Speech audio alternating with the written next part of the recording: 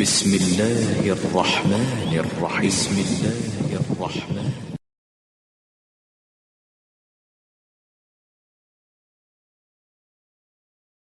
فسبحان المحیط لا رب غیرہ ایتے ختم کیتا امام نے کہ پاک ہے خدا دے علم ہر شے اور تو سوا کوئی رب نہیں. انہیں گلاں دسیاں سی رسول دس گیا وقت تے پوریاں ہوئیاں علی ڈنگلی کہتا سی نکلیا حسن نو سرا علی کہتا اور حسین نو جو کیا انشاءاللہ تہاڈے سامنے آ جاؤ گا. وقت دی نزاکت پر مختصر ورنہ یہاں تے کہ دین اے حدیثاں دی تشریح ہے رفع جان دی حدیثاں پڑھدے تے کئی دن کاپیاں لکھاوندے جے اے حضور نے نہیں فرمایا کہ حسن صبح کروں گا وہ بیان نہیں کرنی کہ کتنا ہوئی ہے حسین بانی سی دسیا شہید ہوگا یہ دین نہیں بنایا ممبراں تے جی گلاں نہیں لعنت تہاڈے محدث ہون تے اہل حدیث ہون تے خدا دا خوف کرو اللہ دے رسول دے فرمان تسی انہاں دی شرح نہیں کردے رب دے رسول نے جو دسیا اس دی وضاحت کرو تاکہ امت دا ذہن کلیئر ہوئے اور شاید رب انہاں دے دلاں تے اگ لا دے کہ واپس لوٹو جتھوں مڑے جے نا دوبارہ خلافت بحال کرو پوری دنیا دے اندر کہ اسلامی خلافت بادشاہ نہیں نبی دے طریقے دا راج جب تک نہیں آندا مسلمان دی بگڑی نہیں سکدی. جنہیں مرضی جتن کر لو تحریکاں چلا لو بم پھینک دے پھرو آپ بھی بدنام ہو گے دین نو بھی رسوا کرو گے. خلافت بحال کرو جڑا غلط کام کیتا سی ادھر مڑاؤ حسن تو پہلا دور لیاؤ تاکہ امت جڑی دے پلے اللہ تعالیٰ کو فضل و کرم کرے تے رحم فرمائے. المستدرک للحاکم میں صحیح سند کے ساتھ 6121 ہے. امام حاکم نے بھی صحیح کہا امام ذہبی نے بھی موافقت کی ہے اور یہ ہمارے ریسرچ پیپر نمبر 5B پر 41 نمبر حدیث یہ لکھی ہوئی ہے. بڑی اہم حدیث ہے کہ سیدنا قیس بن ابو حازم تابعی رحمہ اللہ کہتے ہیں کہ میں مدینہ شریف کے بازار میں گھوم رہا تھا کہ میں ایک ایسی جگہ پر پہنچا کہ جس کو احجار زیت کہا کرتے تھے. کو مدینے کا بازار تھا. میں نے دیکھا کہ وہاں ایک شخص گھوڑ سوار ہے جو اپنے گھوڑے پر بیٹھا ہوا ہے اور اس کے گرد مجمع لگا ہوا ہے اور وہ سیدنا علی ابن ابی طالب کو گالیاں بک رہا ہے وَلِعَاذُ بِاللَّهِ تَعَالَى. یہ حضرت معاویہ کے دور میں پتہ سب و شتم کا معاملہ ہوتا تھا. اب مجمع اس کے گرد لگا ہوا ہے اور وہ گالیاں بکا جا رہا ہے کوئی اس کو روک نہیں رہا. سعد ابن ابی وقاص عشرہ مبشرہ میں سے وہاں سے گزر رہے تھے. انہوں نے لوگوں سے پوچھا کہ یہ مجمع کیسا ہے. لوگوں نے کہا کہ یہ وہ گھوڑ سوار جو ہے یہ حضرت علی کو گالیاں نکال رہا ہے. تو حضرت سعد ابن ابی وقاص مجمع چیرتے ہوئے آگے گئے. لوگوں نے ان کے احترام میں راستہ کھول دیا اور سیدھے اس گھوڑ سوار کے پاس پہنچے. اللہ اکبر. پھر اس شخص سے کہا کہ تو کس بنیاد پر سیدنا علی ابن ابی طالب پر لعنت بک رہا ہے, کیا دلیل ہے تیرے پاس حضرت علی پر گالیاں بکنے کی. اور پھر اس سے کہا اے گستاخ مجھے بتا کیا علی وہ شخص نہیں ہے جس نے سب سے پہلے اسلام قبول کیا تھا. مجھے بتا کیا علی ابن ابی طالب کیا وہ پہلا شخص نہیں ہے جس نے سب سے پہلے رسول اللہ کے ساتھ نماز پڑھی تھی. اس وقت کوئی اور بندہ مسلمان نہیں تھا. کیا علی ابن ابی طالب دنیا سے سب سے زیادہ بے رغبت اور زاہد شخص نہیں تھا, دنیا کو طلاقیں دینے والا اور دنیا داری سے دور بھاگنے والا زاہد شخص نہیں تھا. کیا حضرت علی رضی اللہ تعالیٰ عنہ نبی صلی اللہ علیہ وسلم کے اصحاب میں سب سے بڑھ کر علم والی شخصیت نہیں تھے. پھر سعد ابن ابی وقاص حضرت علی کے فضائل سناتے رہے. راوی کہتے ہیں اتنے فضائل سنائے اور اینڈ پر جا کر کہا کہ بتا کیا علی ابن ابی طالب رسول اللہ کا داماد نہیں تھا فاطمہ کا شوہر ہونے کی وجہ سے. کیا علی ابن ابی طالب رسول اللہ صلی اللہ علیہ وسلم کا جھنڈا نہیں اٹھایا کرتا تھا جنگوں کے اندر آگے آگے. تو اس علی کے اوپر لعنت کر رہا ہے وَلِعَاذُ بِاللَّهِ تَعَالَى. پھر سعد ابن ابی وقاص نے اپنے دونوں ہاتھ بلند کر کے قبلہ رخ اپنے چہرے کو کر کہا اے اللہ یہ گھوڑ سوار شخص تیرے ولیوں میں سے ایک ولی پر گالیاں بک رہا ہے. اپنی قدرت کا کرشمہ اسی وقت دکھا اور اس کو یہاں پر تباہ و برباد کر دے.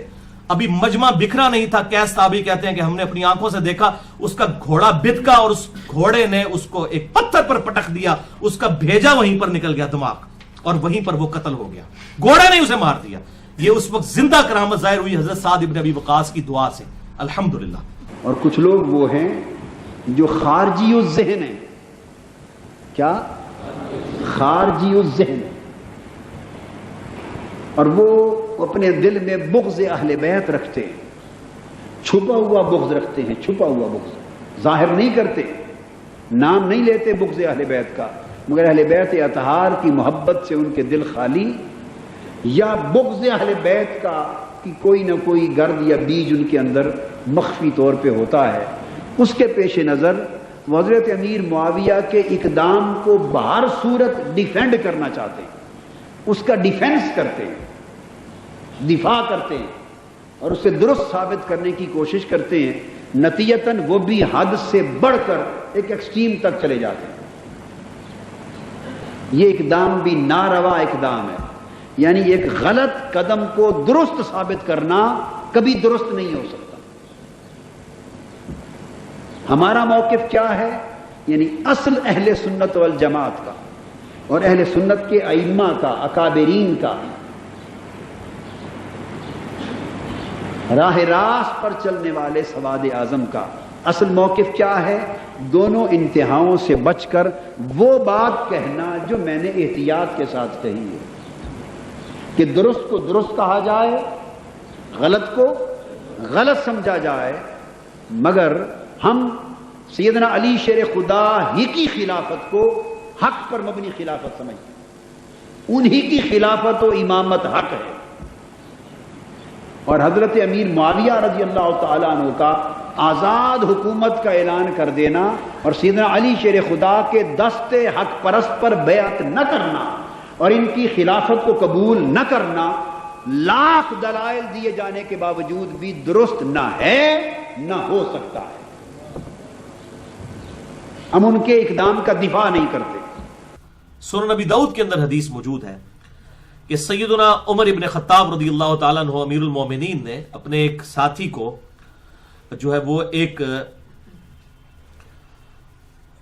عیسائی پادری کے پاس بھیجا اور کہا کہ بتاؤ کہ تمہاری کتابوں میں میرے بارے میں کیا لکھا ہوا ہے۔ عیسائی یا یہودی تھا وہ پادری، تو اس نے بتایا کہ آپ جو ہیں وہ آہنی دیوار ہیں، لوہے کی دیوار ہے، اور یہ تو بخاری اور مسلم کی حدیث ہے کہ میری امت اور فتنوں کے درمیان ایک دروازہ ہے، جب اس دروازے کو توڑ دیا جائے گا تو میری امت پر فتنے شروع ہو جائیں گے، اور وہ دروازہ عمر ہے۔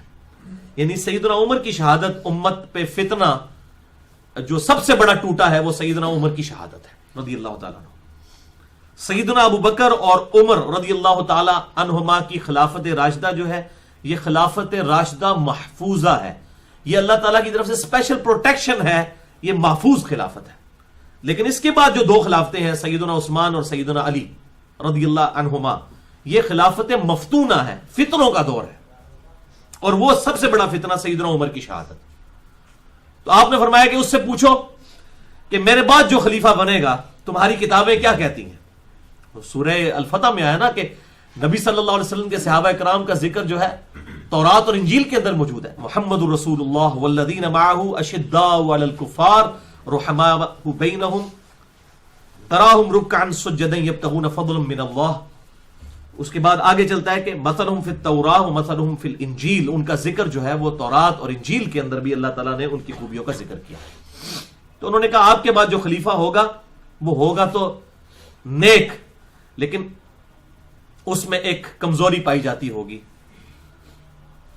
وہ رشتہ داروں کے معاملے میں کمزور ہوگا، اپنے رشتہ داروں کو نوازے گا۔ تو سیدنا عمر کی زبان سے 3 دفعہ یہ الفاظ نکلے۔ آپ ان کو حضرت عمر کی کرامت ہی کہیں یا ان کی آبزرویشن تھے، جب ساتھی ساتھ رہتے ہیں تو ایک دوسرے کو پہچانتے ہیں۔ تو سیدنا عمر نے کہا خدا عثمان پر رحم کرے، خدا عثمان پر رحم کرے، خدا عثمان پر رحم کرے، 3 بار سیدنا عمر۔ یعنی حضرت عمر کو پتا تھا کہ یہ عثمان ہی ہو سکتا ہے ایسا، کیونکہ اس کے پیچھے یہ واقعہ تھا، اکرمہ بن ابی جہل والا پورا واقعہ جو سنن نسائی میں آیا، اس کو میں بعد میں کمپلیٹ کرتا ہوں۔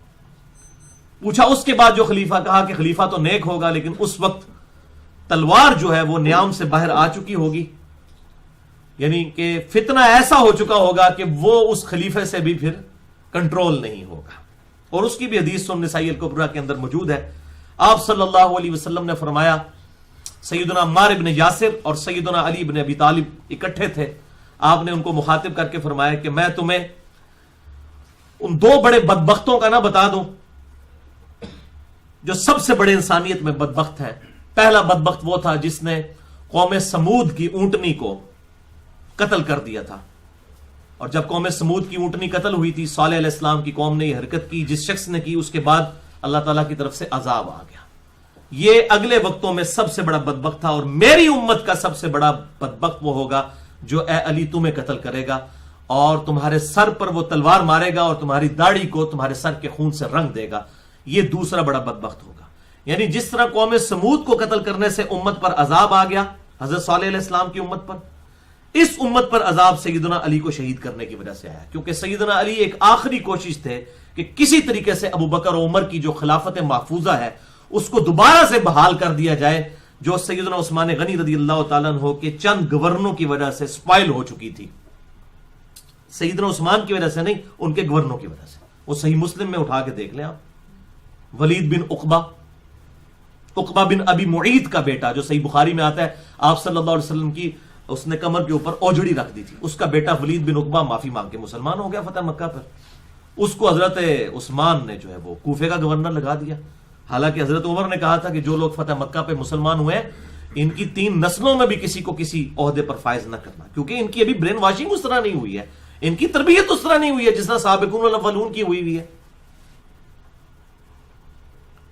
سیدنا ابو بکر صدیق رضی اللہ تعالیٰ عنہ کی عمر 61 سال تھی, بوڑھے تھے جب ان کو خلیفہ چنا گیا.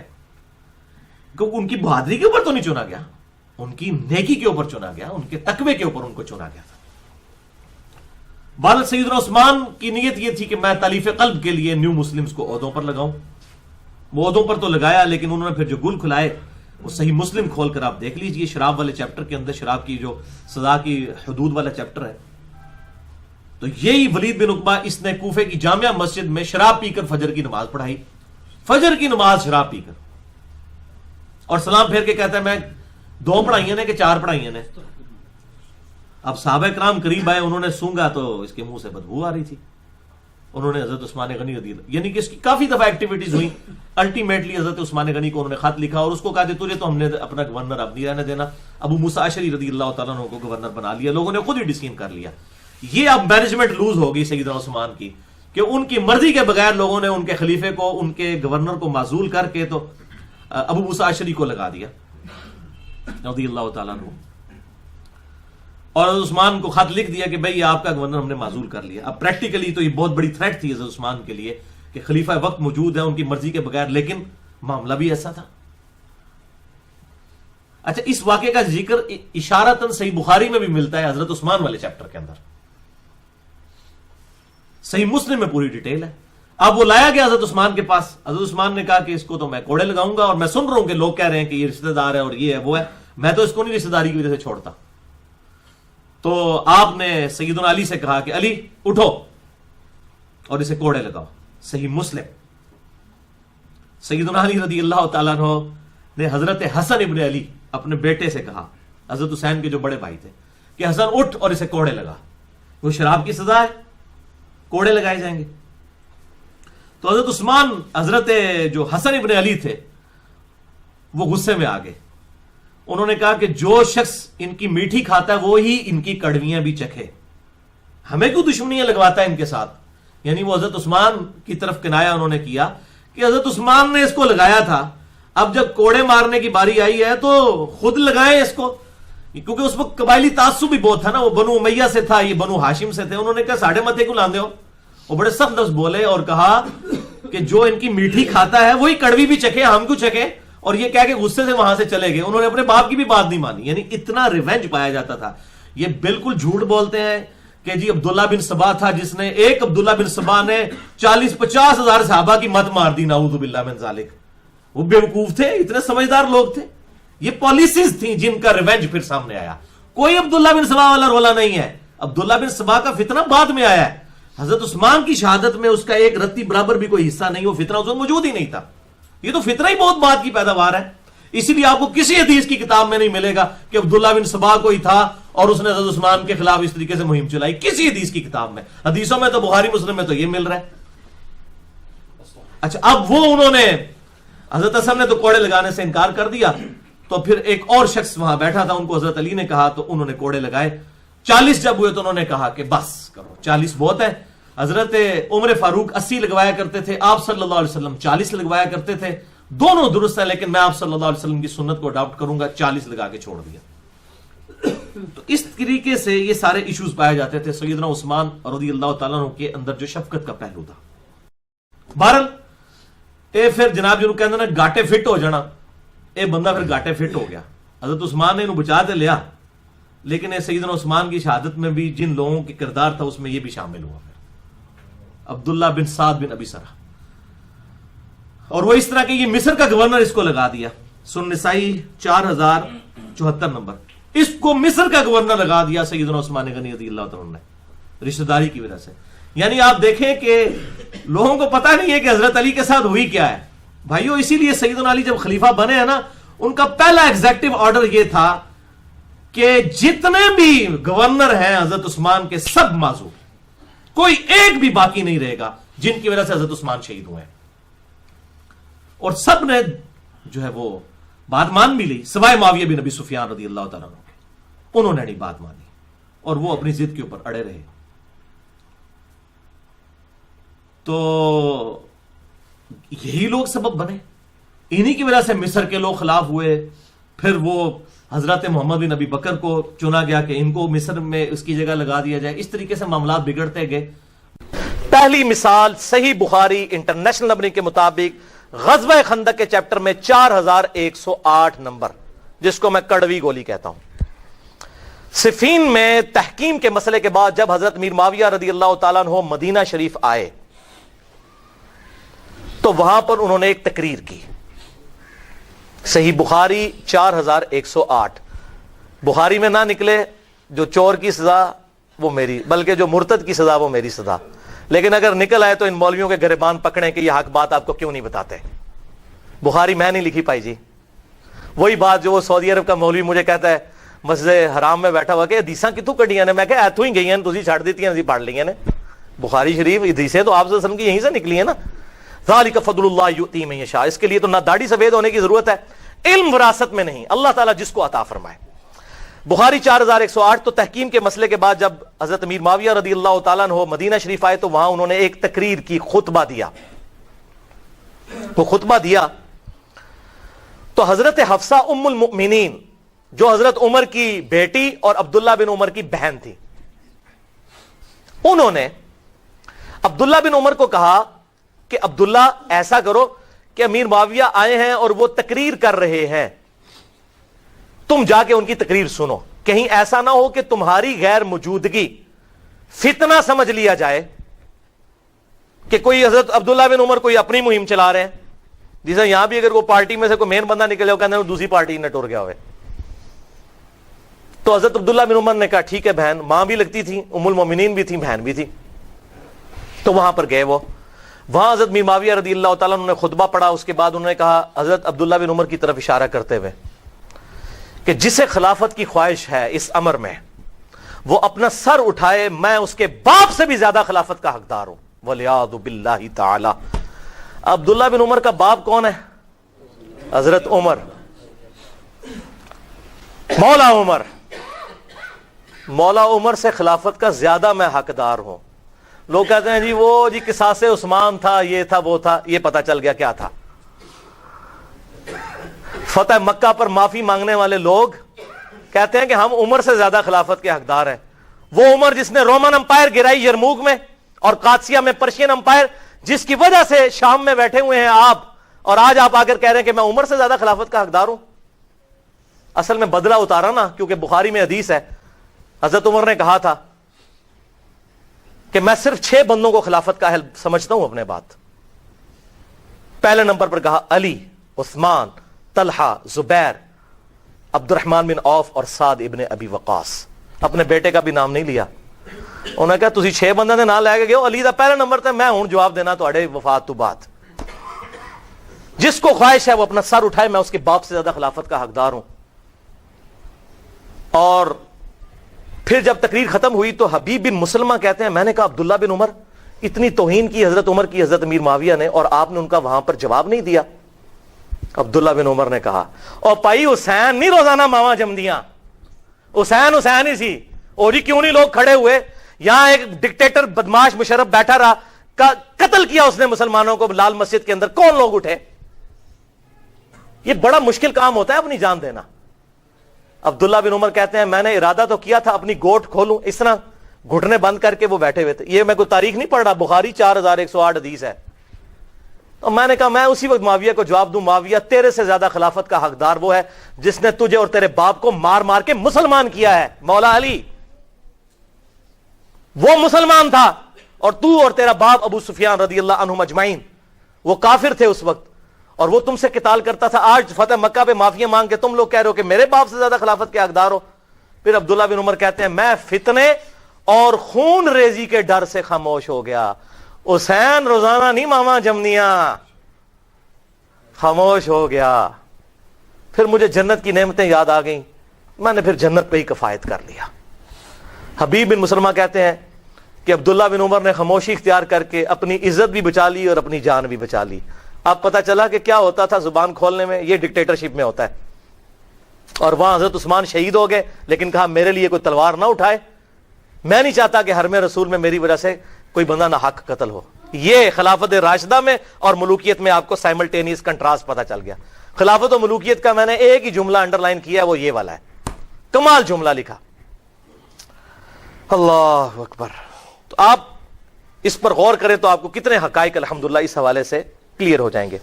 اب یہاں پر انصاف کا تقاضا ہے، میں آپ کو سائملٹینیس کنٹراسٹ دکھاؤں۔ وہاں انہوں نے کہا میں عبداللہ بن عمر کے باپ سے زیادہ خلافت کا حقدار ہوں، حضرت میر معاویہ رضی اللہ تعالیٰ عنہ نے۔ اور مولا علی کیا کہہ رہے ہیں؟ صحیح بخاری 3671، قربان جاؤں امام بخاری حضرت ابو بکر کے فضائل میں یہ لے آئے ہیں حدیث صحیح بخاری میں، کہ محمد بن حنفیہ حضرت علی کے جو بیٹے تھے، حنفیہ نامی عورت سے جو حضرت فاطمہ کی وفات کے بعد حضرت علی نے شادی کی، یہ اہل سنت اہل تشیع کے ہاں کامن ہے، محمد بن حنفیہ۔ محمد بن حنفیہ کہتے ہیں میں نے اپنے باپ حضرت علی سے پوچھا بتائیے رسول اللہ کے بعد اس امت میں صلی اللہ علیہ وسلم سب سے افضل کون ہے؟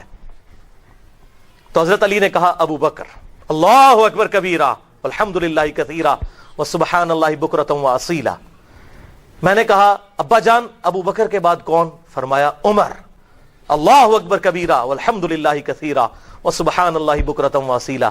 تو میں نے کہا کہ اگر میں نے اب پوچھا تو عثمان کا نام لیں گے، تو میں نے کہا کہ ابو بکر عمر کے بعد تو ابا جان آپ ہی ہیں۔ تو حضرت علی نے کہا واللہ میں تو عام مسلمانوں میں سے ایک مسلمان ہوں۔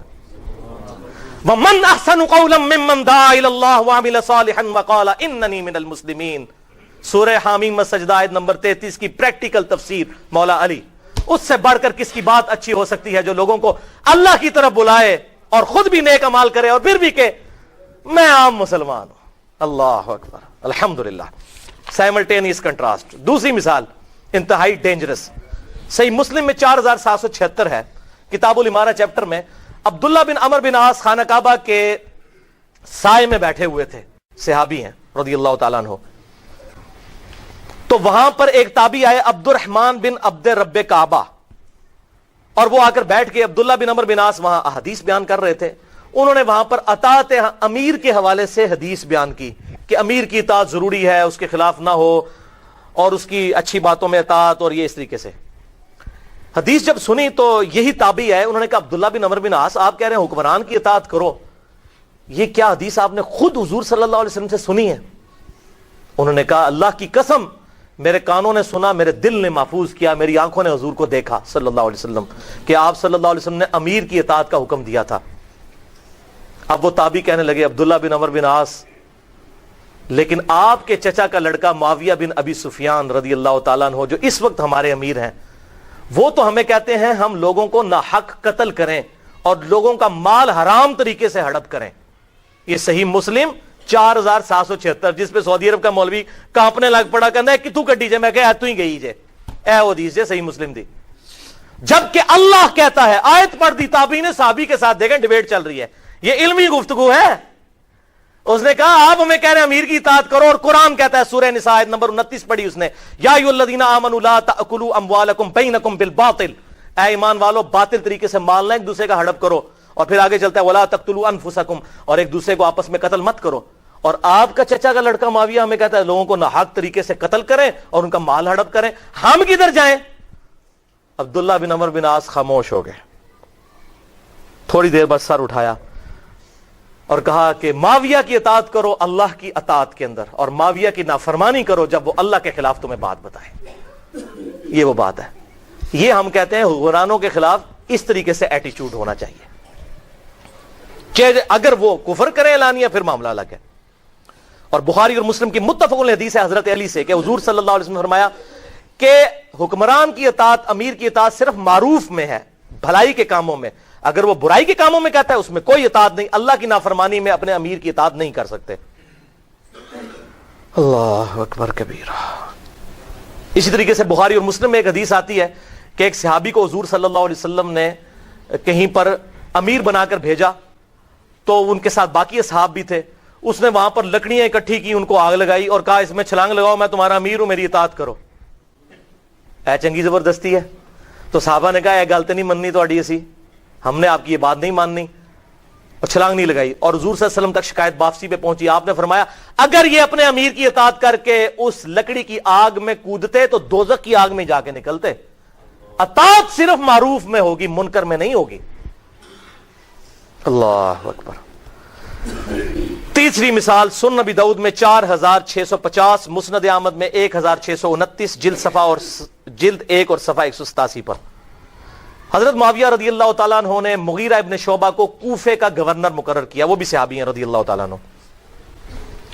تو سعید ابن زید وہاں ملنے کے لیے آئے۔ سعید ابن زید آپ کو پتا ہے کون ہے؟ عشرہ مبشرہ میں سے حضرت عمر کے بہنوئی، پہلے 10 مسلمانوں میں سے، اور ان کے والد وہ ہیں کہ جو زمانے جاہلیت میں بھی موحد تھے، صحیح بخاری میں آتا ہے، اور خانہ کعبہ کے وہ غلاف سے لپٹ کے کہا کرتے تھے اللہ میں صرف تجھے پوجنا چاہتا ہوں۔ یہ وہ ہیں سعید ابن زید۔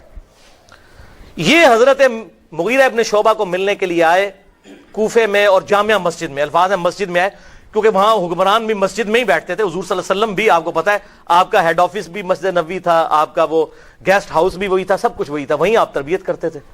تو بڑی چارپائی پہ مغیرہ ابن شعبہ بیٹھے تھے، سعید ابن زید آئے تو وہ انہوں نے استقبال کیا کہ حضرت عمر کا بہنوئی آیا ہے، اور پہلے 10 مسلمانوں میں سے انہوں نے ان کو اپنے پاس چارپائی پہ بٹھایا پروٹوکول کے ساتھ۔ تھوڑی دیر میں وہاں پر ایک شخص آیا قیس بن علقمہ، اور اس نے باتوں باتوں میں گالیاں نکالنی شروع کی اور کسی کو برا کہنا شروع کیا اور کسی پہ لعنت شروع کر دی۔ حضرت سعید بن زید تھوڑی دیر تک تو مہمان تھے بیچارے، خاموش رہے، سنتے رہے۔ پھر انہوں نے کہا مغیرہ ابن شعبہ یہ کس کو گالیاں نکال رہا ہے؟ انہوں نے کہا یہ مولا علی کو گالیاں نکال رہا ہے۔ اللہ اکبر والیعوذ باللہ تعالی۔ حضرت سعید ابن زید کانپ اٹھے، انہوں نے کہا اوئے مغیرہ، اوئے مغیرہ، اوئے مغیرہ، 3 دفعہ۔ حضرت مغیرہ ابن شعبہ صلح حدیبیہ سے بھی پہلے کے مسلمان ہیں۔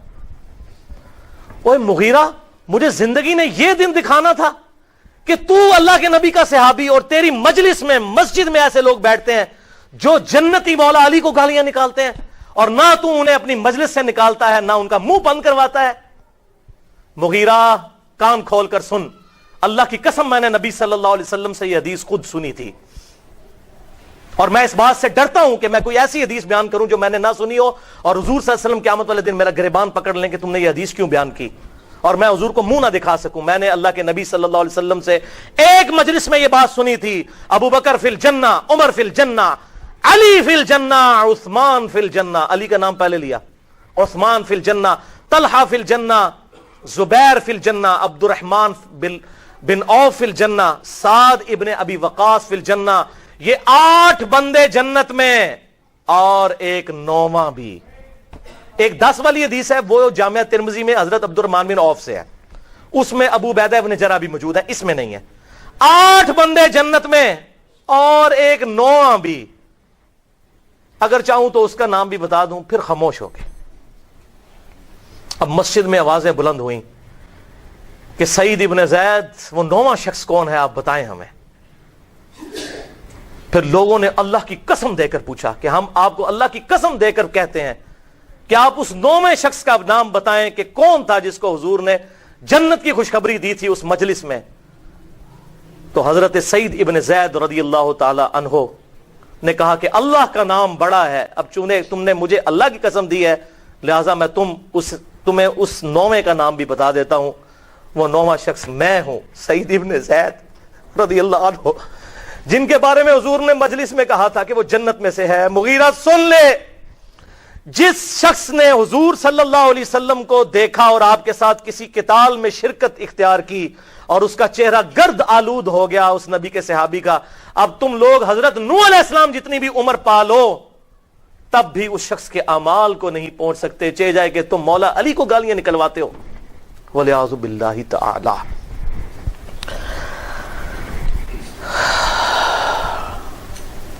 اسی کانٹیکس میں ایک اور حدیث سنن ابی داؤد میں 4648 اور سنن نسائی الکبریٰ میں 8208 ہے۔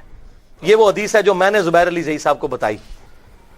انہوں نے اپنے رسالے میں لکھا کہ مجھے کوئی ایسی حدیث نہیں ملی کہ حضرت امیر معاویہ نے خود گالی دی ہو یا اپنے سامنے دلوائی ہو۔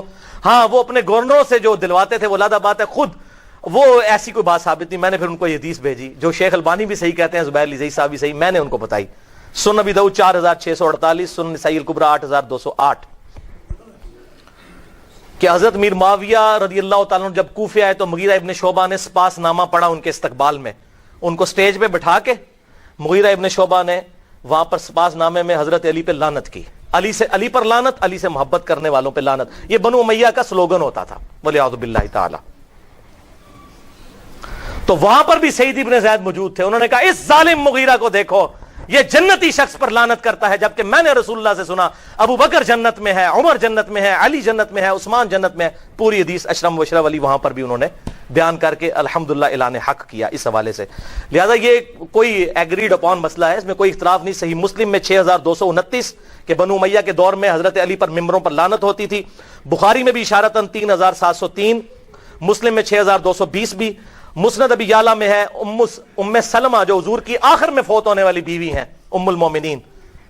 انٹرنیشنل نمبر کے مطابق 7013 مسند ابی یعلا میں وہ کہتے ہیں کہ لوگوں، حضرت ام سلمہ کہا کرتی تھی، لوگوں تمہارے ممبروں پر رسول اللہ کو گالیاں دی جاتی ہیں۔ تابعین نے کہا اماں جان کس کی مجال جو رسول اللہ پر گالی بکے؟ انہوں نے کہا تم نہیں کہتے کہ علی پر لعنت، علی سے محبت کرنے والوں پر لعنت، اور میں حضور کی بیوی کہتی ہوں کہ سب سے زیادہ رسول اللہ علی سے محبت کرتے تھے، تو تم تو رسول اللہ کو گالی بکتے ہو جب کہتے ہو کہ علی پر لعنت، علی سے محبت کرنے والوں پر لعنت، وَلِعَاذُ بِاللَّهِ تعالی۔ اور اس حدیث کو شیخ زبیر علی زئی صاحب نے مشکات میں 6101 نمبر حدیث کے فٹ نوٹ پہ لکھا کہ حدیث صحیح ہے، اور شیخ البانی کے نزدیک بھی یہ حدیث الحمدللہ صحیح ہے۔ سیکنڈ لاسٹ مثال، چوتھی مثال، صحیح مسلم میں انٹرنیشنل نمبرنگ کے مطابق 6220 نمبر، یہ بڑی کڑوی گولی ہے، ویسے تو ساری کڑوی ہیں، کڑوی در کڑوی آ رہی ہیں۔ 6220 صحیح مسلم، حضرت امیر معاویہ رضی اللہ تعالی عنہ نے سعد ابن ابی وقاص کو بلا کر حکم دیا اور پھر کہا کہ آپ کو کون سی بات مانے ہے کہ آپ علی کو گالیاں نہیں دیتے؟ وہ کہتے جی پتہ نہیں کون سا حکم دیا تھا، جس چیز سے انکار کیا تھا اسی کا حکم دیا تھا، وہ منع کرتے تھے۔ سعد ابن وقاص کو کہا کہ میں نے آپ کو حکم دیا ہے، آپ کو کس چیز یہ مانے ہے کہ آپ حضرت علی پر لعنت نہیں کرتے، ابو تراب کے اوپر؟ وَلِعَاذُ بِاللَّهِ تعالی، اللہ اکبر۔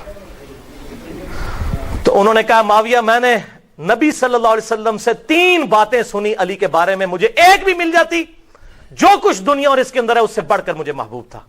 یہ ایک جنتی صحابی سعد بن ابی وقاص کہہ رہا ہے کہ علی کدھر، اور دیکھیں وہ اپنے آپ کو بھی اس لیول پہ نہیں سمجھتے، چیز ہے کہ بعد کے لوگ۔ سن معاویہ، حضور صلی اللہ علیہ وسلم نے تبوک کے موقع پر فرمایا تھا علی کی میرے ساتھ وہی نسبت ہے جو ہارون کی موسیٰ کے ساتھ، اللہ اکبر، مگر میرے بعد کوئی نبی نہیں ہے۔ مجھے بتائیں اس سے بڑی بات اور کیا ہو سکتی ہے؟ امام بخاری صحیح بخاری میں پہلی حدیث مولا علی کے چیپٹر میں یہی لے کر آئے ہیں، امام مسلم بھی یہی لے کر آئے ہیں کہ علی کی میرے ساتھ وہی نسبت ہے جو ہارون کی موسیٰ کے ساتھ، مگر میرے بعد کوئی نبی نہیں۔ اور معاویہ سن دوسرا، آپ صلی اللہ علیہ وسلم نے خیبر کے موقع پر فرمایا تھا کل اس شخص کے ہاتھ میں جھنڈا دوں گا جو اللہ اور اس کے رسول سے محبت کرتا ہے، اور اللہ اور اس کا رسول اس سے محبت کرتے ہیں۔ ہمیں تو پوری رات نیند ہی نہیں آئی کہ یہ شخص کون ہوگا۔ اور مسلم کے الفاظ ہیں، حضرت عمر کہتے ہیں یہ پہلا موقع تھا کہ مجھے بھی خواہش ہوئی کہ حضور جھنڈا کاش مجھے دے دیں، صحیح مسلم میں حضرت علی کے فضائل کے چیپٹر میں، لیکن علی کو دیا۔ حضور نے صبح کہا علی کدھر ہے؟ اشوب چشم تھا، اپنا لعاب دہن مبارک لگایا، شفا ہوئی الحمدللہ، دعا فرمائی، اپنے مبارک ہاتھوں سے زرہ باندھی، اور پھر کہا علی میدان جنگ میں بھی جانا، پہلے ان پر دعوت پیش کرنا، اگر تیری دعوت سے ایک بندہ بھی چینج ہو گیا سرخ اونٹوں سے بہتر ہے۔ اس سے پتہ چلا یہ جو لوگ دعوت کو نگیٹ کرتے ہیں، دعوت کوئی ضروری نہیں، دعوت بہت بڑی چیز ہے، قتال کے میدان میں بھی۔ اور قرآن پاک کیا کہتا ہے؟ وَجَاهِدْهُمْ بِهِ جِهَادًا كَبِيرًا فَلَا تُطِعِ الْكَافِرِينَ وَجَاهِدْهُمْ بِهِ جِهَادًا كَبِيرًا، مت برا مانیے کافروں کی بات کا اور اس کتاب کے ذریعے ان کے ساتھ جہاد کیجیے۔ یہ مکی سورۃ الفرقان آیت نمبر 52۔ تو دعوت حق بھی بہت بڑا جہاد ہے، الحمدللہ، جہاد کبیرہ، قرآن میں اسے کہا گیا. دوسری بات ہوئی. تیسرا انہوں نے کہا کہ معاویہ سن, جب آیت مباہلہ نازل ہوئی سورہ آل عمران کی 61 نمبر آیت, جب کرسچنز کے علماء کے ساتھ حضور کا مباہلہ ہوا اور پھر قرآن کی آیت نازل ہوئی سورہ آل عمران 61 نمبر کہ تم بھی اپنے آپ کو لے آؤ, اپنی اولاد کو لے آؤ, عورتوں کو لے آؤ, ہم بھی لے آتے ہیں, اور پھر کھلے میدان میں کہتے ہیں جو جھوٹا ہے اس پہ اللہ کی لعنت ہو. تو حضور صلی اللہ علیہ وسلم حضرت علی, فاطمہ, حسن اور حسین کو لے کر نکلے اور کہا یہ اللہ میرے اہل بیت ہیں, مباہلے کے لیے میں لے آیا ہوں. تو حضور صلی اللہ علیہ وسلم کی یہ 3 خوشخبریاں, اور اسی کا ترک سنن نسائی الکبریٰ میں 8477 ہے کہ آپ صلی اللہ علیہ وسلم کی حدیث بیان کیا کرتے تھے سعد ابن ابی وقاص, اور جب لوگ ان سے ملنے آتے اور وہ لوگوں سے کہتے دیکھنا علی کو کبھی گالی نہ نکالنا. میں نے حضور صلی اللہ علیہ وسلم سے کئی باتیں علی کے بارے میں ایسی سنی ہیں, اور کہا کہ سعد بن ابی وقاص نے کہا کہ یہ حضرت امیر معاویہ اور ان کی پارٹی اگر میرے سر پر آرا بھی رکھ دے, سنن نسائی الکبریٰ 8477, اور مجھے اس وقت کہے کہ علی کو گالی نکال, میں آرا چلوا لوں گا, حضرت علی کو کبھی گالی نہیں نکالوں گا. میں نے حضور سے خود سنا ہوا ہے حضرت علی کے بارے میں ایسی بشارتیں, یہی والی بشارتیں الحمدللہ. اور صحیح مسلم میں حدیث ہے 6488 نمبر حدیث, اس سے آپ کو معاملہ اور کلیئر ہوگا. عبد الرحمن بن عوف رضی اللہ تعالیٰ عنہ شروع کے مسلمان ہیں. حضرت خالد ابن ولید بعد میں مسلمان ہوئے, صلح حدیبیہ کے بعد. فتح مکہ سے پہلے ہوئے لیکن صلح حدیبیہ کے بعد. عبد الرحمن بن خالد بن ولید نے رضی اللہ تعالیٰ عنہ عبد الرحمن بن عوف کو ایک دفعہ جذبات میں آ کے کوئی جھگڑا ہوا تو گالی دے دی. حضور صلی اللہ علیہ وسلم تک شکایت پہنچی, صحیح مسلم 6488. آپ نے حضرت خالد ابن ولید کو بلا کر ڈانٹا اور کہا خالد اب تم میرے صحابہ کو برا مت کہو. خالد بن ولید بھی صحابی تھے کہ نہیں؟ پھر ان کو کہا تم میرے صحابہ کو برا, ان کو علیحدہ کیوں کر دیا؟ اور بھائی خالد اس وقت صحابی تھا جب اسلام کا گولڈن پیریڈ شروع ہو چکا تھا, اور عبد الرحمن بن عوف اس وقت صحابی تھا جب صحابی کا مطلب پینٹی کھانا تھا. خالد بن ولید اس وقت صحابی ہوا جب صحابی نہ ہونا پینٹی کھانا تھا. زمین اسمان کا فرق ہے. اب تم میرے صحابہ کو برا مت کہو. اگر اب تم احد پہاڑ کے برابر بھی سونا خیرات کر دو, میرے صحابی کے ایک مد یعنی 600 گرام, آدھا کلو کو نہیں پہنچ سکتے, نہ اس کے آدھے کو, ایک پاؤ کو بھی نہیں. یہ حدیث آدھی بیان کرتے ہیں میرے صحابہ کو برا مت کہو. پوری حدیث بتاؤ یہ حضور نے کس کو کہا تھا؟ صحابہ کو کہا تھا کہ تم بعد والے صحابہ کو کہ میرے صحابہ کو برا مت کہو. ہم تو خیر جرت ہی نہیں کر سکتے نا. تو یہ تو صلح حدیبیہ کے وقت مسلمان ہوئے, اس کے بعد اور جو فتح مکہ کے بعد معافی مانگ کے مسلمان ہوئے, وہ ممبروں پر گالیاں نکالیں حضرت علی کو. تو حضور صلی اللہ علیہ وسلم کا کیا ایٹیچیوڈ ہو ان کے بارے میں, وہ آپ نے سن لیا. کاٹ کھانے والی ملوکیت, حضور پہلے ہی کہہ گئے کاٹ کھانے والی ملوکیت. اور حضرت سفینہ نے کہہ دیا شریر ترین بادشاہت رضی اللہ تعالی عنہم اجمعین. تو آپ صلی اللہ علیہ وسلم نے حضرت خالد کو ڈانٹا. لہٰذا اس بات سے پتہ چلا کہ سب سے پہلے صحابہ اس چیز کے مصداق ہیں کہ وہ کسی صحابی کو گالی مت دیں. اور بخاری اور مسلم کی متفق علیہ حدیث ہے اگر میری بیٹی فاطمہ بھی چوری کرے میں اس کے بھی ہاتھ کٹوا دوں. اسلام کسی کو نسبت کی وجہ سے یہ اجازت نہیں دیتا کہ وہ کہ جی میں جو مرضی کرتا رہوں, وہ جی بخشا بخشا ہے. اس طرح نہیں ہوتا. جرم ہے, اس کے بعد کسی کے جرم کی وجہ سے کوئی کافر نہیں ہو جاتا, اور نہ یہ ہے کہ اس کی نیکیاں ضائع ہو جاتی ہیں. وہ اس کی غلطیاں اپنی جگہ, احترام اپنی جگہ پر رہے گا. اور یہاں پر میں حدیث بیان کر دوں صحیح بخاری میں 1393 نمبر حدیث کہ آپ صلی اللہ علیہ وسلم نے ارشاد فرمایا مردے کو گالی مت دو, وہ اپنے انجام کو پہنچ چکا. اگر اچھا تھا تو اللہ اس کے ساتھ اچھائی کر رہا ہوگا, برا تھا تو وہ اس کو گالی مت دو. تو اب مجھے بتائیں جن لوگوں نے ممبروں پر 60 سال تک حضرت علی کو گالی دی, حضرت علی تو فوت ہو چکے ہوئے تھے, ایک صحابی کو گالی دی اور اولو العزم صحابی کو, اور اس کی وفات کے بعد اب کتنی دشمنی نبھانی ہے. لہٰذا یہاں پر میں خصوصاً اہل تشیع بھائیوں سے ضرور ریکویسٹ کروں گا جو مولا علی کے ماننے والے ہیں وہ بات سمجھ لیں. مولا علی نے خوارج جنہوں نے مولا علی کو کافر کہا, مولا علی نے ان کے جنازے خود پڑھائے اور کہا یہ میرے بھائی تھے بگوڑے ہو گئے, میں ان کو مسلمان ہی سمجھتا ہوں. اپنے ہاتھوں سے دفن کیا, ان کی عورتوں کو لونڈیاں نہیں بنایا. اور جب جنازہ پڑھایا جاتا ہے اس میں دعائے مغفرت ہوتی ہے, اللہم اغفر لحینا و میتنا. لہذا جو مولا علی کے ماننے والے ہیں وہ کسی صحابی کو گالی نہیں دیں گے. ہاں جو بنو امیہ کے ماننے والے ہیں تو یہ بدعت انہوں نے ہی شروع کی تھی, تو وہ ان کے ماننے والے ہیں, ٹھیک ہے, وہ اپنی نسبت ان کے ساتھ قائم رکھیں. ہم تو الحمدللہ مولا علی کے ماننے والے ہیں, ہم بنو امیہ کے ماننے والے نہیں ہیں, اور نہ ہم معاویہ بن ابی سفیان یا عمر ابن عاص یا مغیرہ ابن شعبہ رضی اللہ عنہم اجمعین ان کے ٹریک پہ چڑھنے والے ہیں. ان کی اللہ تعالیٰ کا ان کا معاملہ اللہ کے سپرد, لیکن ان کی ان غلط چیزوں کے اوپر ہم چلنے والے نہیں. ہم حضرت علی کے ساتھی ہیں, ہم کسی بھی صحابی کو برا نہیں کہیں گے انشاءاللہ. لہذا توبہ کریں. جو بھی آپ کو رافضی نظر آئے, صحابہ پر لعنت کرتے کو, تم حضرت معاویہ کی پارٹی کا آدمی ہے, تو مولا علی کی پارٹی کا آدمی نہیں ہے, اس لیے تو یہ کام کرتا ہے. وَلِعَاذُ بِاللَّهِ. آخری مثال سن لیں. یہ وہ ٹروتھ ایکسپوزنگ مثال ہے جس سے آپ کو پتا چلے گا کہ حضرت علی کو ممبروں پہ گالیاں کیوں ہی نکالتے تھے. اگلے دن میرے والد صاحب بھی مجھ سے پوچھ رہے تھے کہ جی یہ گالیاں کیوں نکالتے تھے, کیا ملتا تھا؟ سوال تو بڑا زبردست ہے. اتنے سال تک گالیاں نکالتے رہے, ان کو ملتا کیا تھا حضرت علی کو گالیاں نکال کے؟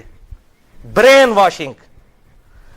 لوگوں کے دلوں سے وہ خلافت راشدہ کو بچانے کی آخری کوشش نکل جائے تاکہ ملوکیت محفوظ رہے. یہ تھی وجہ, اور وہ آپ کو اس حدیث میں پتا چلے گی. سنن نبی داؤد 4131. شیخ البانی بھی نے بھی صحیح کہا, زبیر علی زئی صاحب نے بھی صحیح کہا. اس میں آپ کو یہ بات پتا چل جائے گی حضرت حسن کے بارے میں. سیدنا مقدام بن مادی رضی اللہ تعالیٰ عنہ بڑے جلیل القدر صحابی ہیں. انہی سے وہ ابو داؤد میں حدیث ہے کہ مجھے اللہ تعالیٰ نے قرآن اور اس کی مثل عطا کیا, یعنی سنت. مقدام بن مادی یہ حضرت میر معاویہ کو ملنے کے لیے گئے شام میں, اور وہاں پر بیٹھے ہوئے ایک خبر آئی تو حضرت میر معاویہ نے کہا مقدام تجھے پتا ہے کہ حسن فوت ہو گئے ہیں؟ تو حضرت مقدام نے کہا انا للہ و انا الیہ راجعون. ایک مسلمان کے مرنے پہ یہی کرنا چاہیے نا. لیکن حضرت حسن فوت نہیں ہوئے تھے, قتل کیے گئے تھے. المصنف ابن ابی شیبہ میں موجود ہے انٹرنیشنل نمبرنگ کے مطابق 37,359, اور المستدرک الحاکم میں پورا چیپٹر ہے. حضرت حسن کو زہر دیا گیا تھا. وہ زہر کیوں دیا وہ آپ کو پتا چل جائے گا. شہید کیا گیا بڑی چھوٹی سی عمر میں 49 ہجری میں. تو حضرت حسن کی وفات کی خبر پہنچی تو مقدام نے پڑھا انا للہ و انا الیہ راجعون. تو حضرت معاویہ نے کہا کہ مقدام تو حسن کے مرنے کو امت کے لیے مصیبت سمجھ رہا ہے؟ استغفر اللہ, اللہ اکبر, استغفر اللہ. اب جب انہوں نے یہ بات کی تو انہوں نے کہا میں حسن کی وفات کو مصیبت کیوں نہ سمجھوں. میں نے خود دیکھا حضور صلی اللہ علیہ وسلم دائیں طرف حسن کو بٹھاتے تھے اور بائیں طرف حسین کو, اور کہتے تھے حسن مجھ سے ہے, حسین علی سے ہے. اور تو کہہ رہا معاویہ کہ میں حسن کی وفات کو مصیبت شمار نہ کروں. اور پھر حضرت معاویہ کا ایک چمچہ وہاں سے بولا, حسن جو ہے وہ آگ کا ایک انگارہ تھا, اللہ نے اسے بجھا دیا. اللہ, یہ او خدا کے لیے میرے شیعہ دوستو سمجھو یہ کون سی پارٹی ہے جو صحابہ کے بارے میں بکواس کرتی ہے. اگر آپ واقعی شیعہ نے علی, آئی ایم شیعہ پولیٹیکلی, جیسے امام شافعی نے فرمایا تھا اہل بیت کی محبت کا نام رافضی ہونا ہے تو میں رافضی ہوں. رافضی صحابہ کرام پر لعنت نہ کرے کوئی شیعہ, وہ تو حضرت علی کا ماننے والا ہی نہیں, وہ شیعہ علی ہے ہی نہیں, وہ شیعہ معاویہ ہے. تو یہ دیکھیں وہ چمچہ کہتا ہے حسن آگ کا انگارہ تھا, اللہ نے بجھا دیا. اللہ اکبر. مقدام نے کہا اللہ کی قسم معاویہ تو نے میرے دل کو آگ لگا دی ہے, میں اس وقت تک یہاں سے نہیں اٹھوں گا جب تک کہ تجھے آگ نہ لگا دوں. یہ ہے انڈر پروٹیسٹ اور اعلان حق جابر حکمران کے سامنے, غلط بات کو غلط کہنا ہے. میں تجھے آگ لگا کے یہاں سے اٹھوں گا. معاویہ اللہ کی قسم اگر میں جھوٹ بولوں مجھے یہاں پر ٹوک دینا, اگر میں سچ کہوں تو مجھے بتا دینا. سن معاویہ میں تجھے اللہ کی قسم دے کے پوچھتا ہوں, کیا رسول اللہ نہیں فرمایا تھا کہ سونا مرد کے لیے حرام ہے؟ حضرت معاویہ نے کہا ہاں کہا تھا. اللہ کی قسم دے کر پوچھتا ہوں, کیا حضور صلی اللہ علیہ وسلم نے مرد کے لیے ریشم کو حرام نہیں فرمایا؟ انہوں نے کہا ہاں کہا تھا. اللہ کی قسم دے کر پوچھتا ہوں کہ آپ صلی اللہ علیہ وسلم نے درندوں کی کھالیں اور متکبرانہ لباس اور درندوں کے اوپر سواری کرنے کو حرام نہیں فرمایا تھا؟ حضرت معاویہ نے کہا ہاں کہا تھا. ان کا معاویہ یہ تینوں کام تیرے گھر میں ہوتے ہیں, تینوں حرام کام ہوتے ہیں تیرے گھر میں. وہ جو میں نے کہا نا انڈر پروٹیسٹ. حضرت معاویہ نے کہا مقدام مجھے پہلے ہی پتا تھا میں باتوں میں تجھ سے جیت نہیں سکتا. تجھے سانو حدیثاں سنا دو جی امام حنیفہ کے مقابلے نبی دی حدیث آ جائے, ایتھے ویکھو اتنا ہی کافی ہے. تو انہوں نے جب یہ حدیث بیان کی پھر کہا کہ لاؤ مقدام کو کچھ مال دو. اتنا لا کے ڈھیروں مال دیا گیا. حضرت مقدام نے وہیں غریب لوگوں میں اس کے سامنے تقسیم کیا. ان کا مجھے مال کی حاجت نہیں, میں نے جو حق ادا کرنا تھا وہ کر دیا. یہ تھا بات بھائی. حسن انگارہ کیوں تھا ان کے لیے؟ صلح حسن ایک ٹریٹی کے تحت, ایک معاہدے کے تحت ہوئی تھی جس میں بڑی بڑی شرطیں یہ تھیں کیا معاویہ تم اپنے مرنے کے بعد امت کو شورا پر چھوڑو گے جس طرح کہ شیخین نے چھوڑا تھا ابو بکر عمر نے؟ اپنا خلیفہ کسی کو خود نامزد نہیں کرو گے، اپنی اولاد میں نہیں کرو گے، اور مال فہ میں سے اور مال غنیمت میں سے جو حصہ اہل بیت کو ملتا ہے قرآن کی روح سے مال غنیمت کا وہ ملتا رہے گا۔ اسی طریقے سے تم جو ہے وہ میرے باپ کے اوپر ممبروں پر لعنت نہیں کرو گے، کیونکہ پہلے سے لعنت شروع ہوگی، شام کے گورنر تھے وہیں سے لعنت شروع کی تھی، یہ ختم کرو گے، لیکن کسی بات پر عمل نہیں ہوا۔ الٹیمیٹلی پھر انجام کیا ہوا؟ وہ صحیح بخاری کے اندر حدیث ہے، 7109 نمبر حدیث، حضرت حسن کو حضور صلی اللہ علیہ وسلم نے اپنی گود میں اٹھایا ہوا تھا، ٹھیک ہے، اور یہ حدیث شروع یوں ہوتی ہے کہ جب حضرت علی کی شہادت کے بعد لوگوں نے حضرت حسن کو خلیفہ چنا۔ یہ بھی یاد رکھیے، حضرت علی نے حضرت حسن کو خلیفہ نہیں بنایا، حضرت علی نے اپنا خلیفہ کسی کو نہیں بنایا، سنی شیعہ کتابوں دونوں میں لکھا ہے، انہوں نے کہا میں یہ وزن نہیں اٹھاؤں گا، میں امت کو اسی طرح چھوڑ کے جا رہا ہوں، اپنا خلیفہ خود چننا، جس طرح حضور کی وفات کے بعد ہم نے ابو بکر کو چنا تھا، میں نے نہیں کسی کو بتانا۔ پھر لوگوں نے مشورہ کر کے حضرت حسن کو چنا۔ حضرت حسن نے 40,000 کا لشکر لے کے آئے، صحیح بخاری 7109، سامنے سے حضرت میر معاویہ عمر بن عاص کہتے ہیں کہ معاویہ یہ تو وہ لشکر ہے جس نے موت پہ بیعت کی ہے، یہ تو ہماری تکہ بوٹی کر دے گا۔ تو حضرت معاویہ نے کہا پھر کیا کریں؟ ان کا صلح کرو حسن کے ساتھ، اس کے بغیر چارہ نہیں ہے۔ اچھا، انہوں نے پھر کہا ٹھیک ہے صلح کر لیتے ہیں، صلح آفر کرتے ہیں، اور سورۃ الانفال کے اندر یہ موجود ہے کہ اگر کافر بھی میدان جنگ میں صلح کی آفر کرے تو جنگ روک دو۔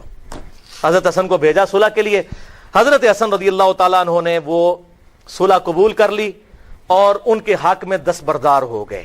کیوں؟ کہ میں ان کو فری ہینڈ دے دوں، جو یہ کہتے ہیں نا قاتلین عثمان سے بدلہ لینا ہے، تو اب لے کر بتائیں، جو ان کے زوم میں ہے وہ بتا دیں، یہ نہ کہیں کہ میرے پاس خلافت نہیں تھی تو میں خلافت حوالے کرتا ہوں۔ اور حضور صلی اللہ علیہ وسلم کے الفاظ وہاں پر پھر وہ تابعی 7109 کہ حضور نے حضرت حسن کو گود میں اٹھا کر کہا تھا میرا یہ بیٹا سید ہے، اس کی وجہ سے اللہ تعالیٰ مسلمانوں کے 2 گروہوں میں صلح کروا دے گا، اس کی وجہ سے، یعنی یہ قربانی دے گا۔ حضرت امیر معاویہ نے قربانی نہیں دی ہے، حضرت حسن نے اس کا اس کی وجہ سے 2 گروہوں میں صلح کروا دے گا۔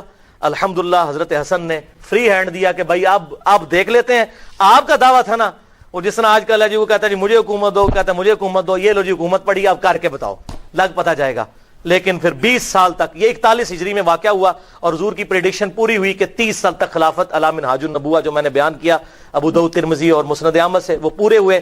اور ایون امام ابن تیمیہ نے منہاج السنہ میں لکھا کہ ربیع الاول کے مہینے میں، دن کنفرم نہیں لیکن ربیع الاول میں حضور کی وفات ہوئی تھی 11 ہجری میں، اور 41 ہجری ربیع الاول میں صلح حسن ہوئی، اور 30 سال پورے ہوئے۔ اور امام ابن تیمیہ جیسے شخص جنہوں نے اہل تشیع کے خلاف منہاج السنہ لکھی، اس کتاب میں لکھتے ہیں کہ حضرت حسن 5ویں خلیفہ راشد ہیں، 6 مہینے ان کے بھی خلافت راشدہ ہیں، کیونکہ 30 سال ان کے 6 مہینے بنا کر پوری ہوتی ہے وہ شامل کر کے، لہٰذا امیر معاویہ رضی اللہ تعالیٰ عنہ یا یزید ابن معاویہ یہ دونوں خلیفہ راشد نہیں بلکہ اسلام کے بادشاہ ہیں۔ یہ انہوں نے لکھا۔ بھائیو، یہ 20 سال تک کسی شرط پر عمل نہیں ہوا، بلکہ اسی طریقے سے ممبروں پر حضرت علی کو گالیاں نکالی جاتی رہیں، اور پھر جاتے جاتے وہ ٹرننگ پوائنٹ آیا کہ حضرت حسن کے ساتھ جو صلح کا معاہدہ تھا توڑا، اور وفات سے 4 سال پہلے خلیفہ کی بیعت، اپنے بیٹے کی بیعت لینی شروع کر دی کہ میرے مرنے کے بعد یہ خلیفہ بنے گا۔ اب مولا حسین میدان میں اترتے ہیں، لیکن مغرب کی نماز کے بعد۔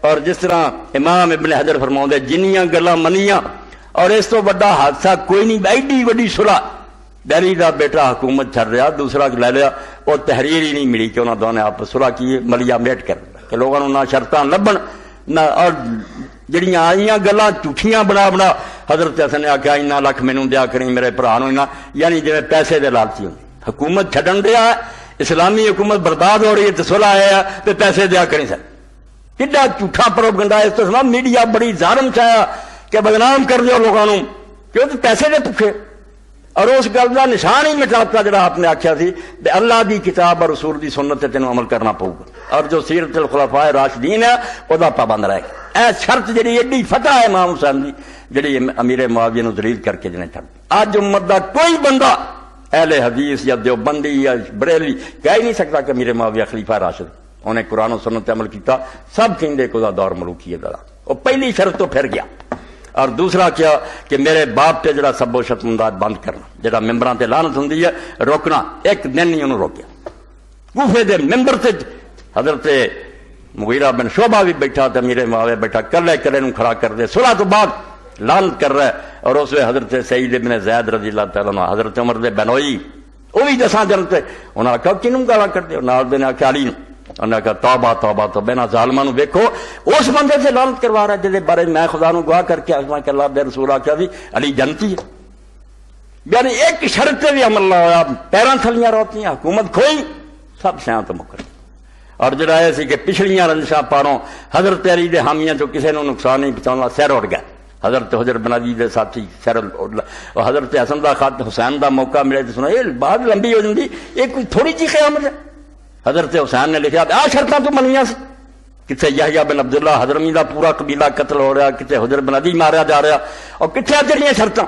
اے امام ابن حجر خود لکھ دے کہ جو کوئی صلح ہوئی سی ایک شرط تے بھی امیر معاویہ نہیں رہے, نہ انہوں نے پورا کیتا, حکومت اپنی کھوئی تے اللہ اللہ اس موقع دے فرماؤں دے فلم ينفذ للحسن من الشرطین شیء. اے پوائنٹ سکا کہ حسن دیاں منوائیاں شرطیں ایک بھی پوری نہ ہوئی. پھر حکومت تے قبضہ ہو گیا, حسن بے بس ہو کے مدینے میں چلا گیا. مدینے دے ممبر تے حضور دی قبر دے کول بہ کے جمعے دے خطبے سنتا رہا کہ علی جرو دی محبت رکھنے والے تے لعنت ہے. حضور بھی سنتے قبر. حضرت ام سلمہ نے میں کیا سی کہ لوگوں تہاڈے تے ممبراں تے لوگ رسول اللہ نو گالاں کردے تو نہ کہا کس طرح فرمایا کہندے نہیں کہ جڑا علی نال محبت کرے تے میرے تو زیادہ کون جاندا کہ نبی پاک سب تو زیادہ علی نال محبت کردے. کتھوں تک تہاڈی یہ مار جاندی, مگر بے بس ہو صلح پامال شرطاں تباہ. اور جس پاروں پھر حضرت حسین نو حق پہنچ گیا, اس صلح دا نتیجہ جڑا اس تو سمجھ آؤندا پھر کہ کیوں کیتی.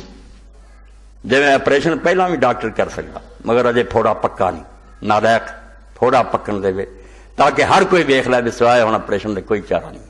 یہ 20 سال تاجے نو فری ہینڈ دیتا تے جڑا پردہ پی گیا نا بے بھی صحابی ہے, حضرت عثمان دے خون دا طالب ہے. لوگ سادہ لوگ سمجھ یار ٹھیک ہی آندا, اینو ننگا ہون دے, یہ ظلم آن دیو, یہ زکات نو لٹے, یہ نماز تباہ کرے, یہ حج برباد کرے.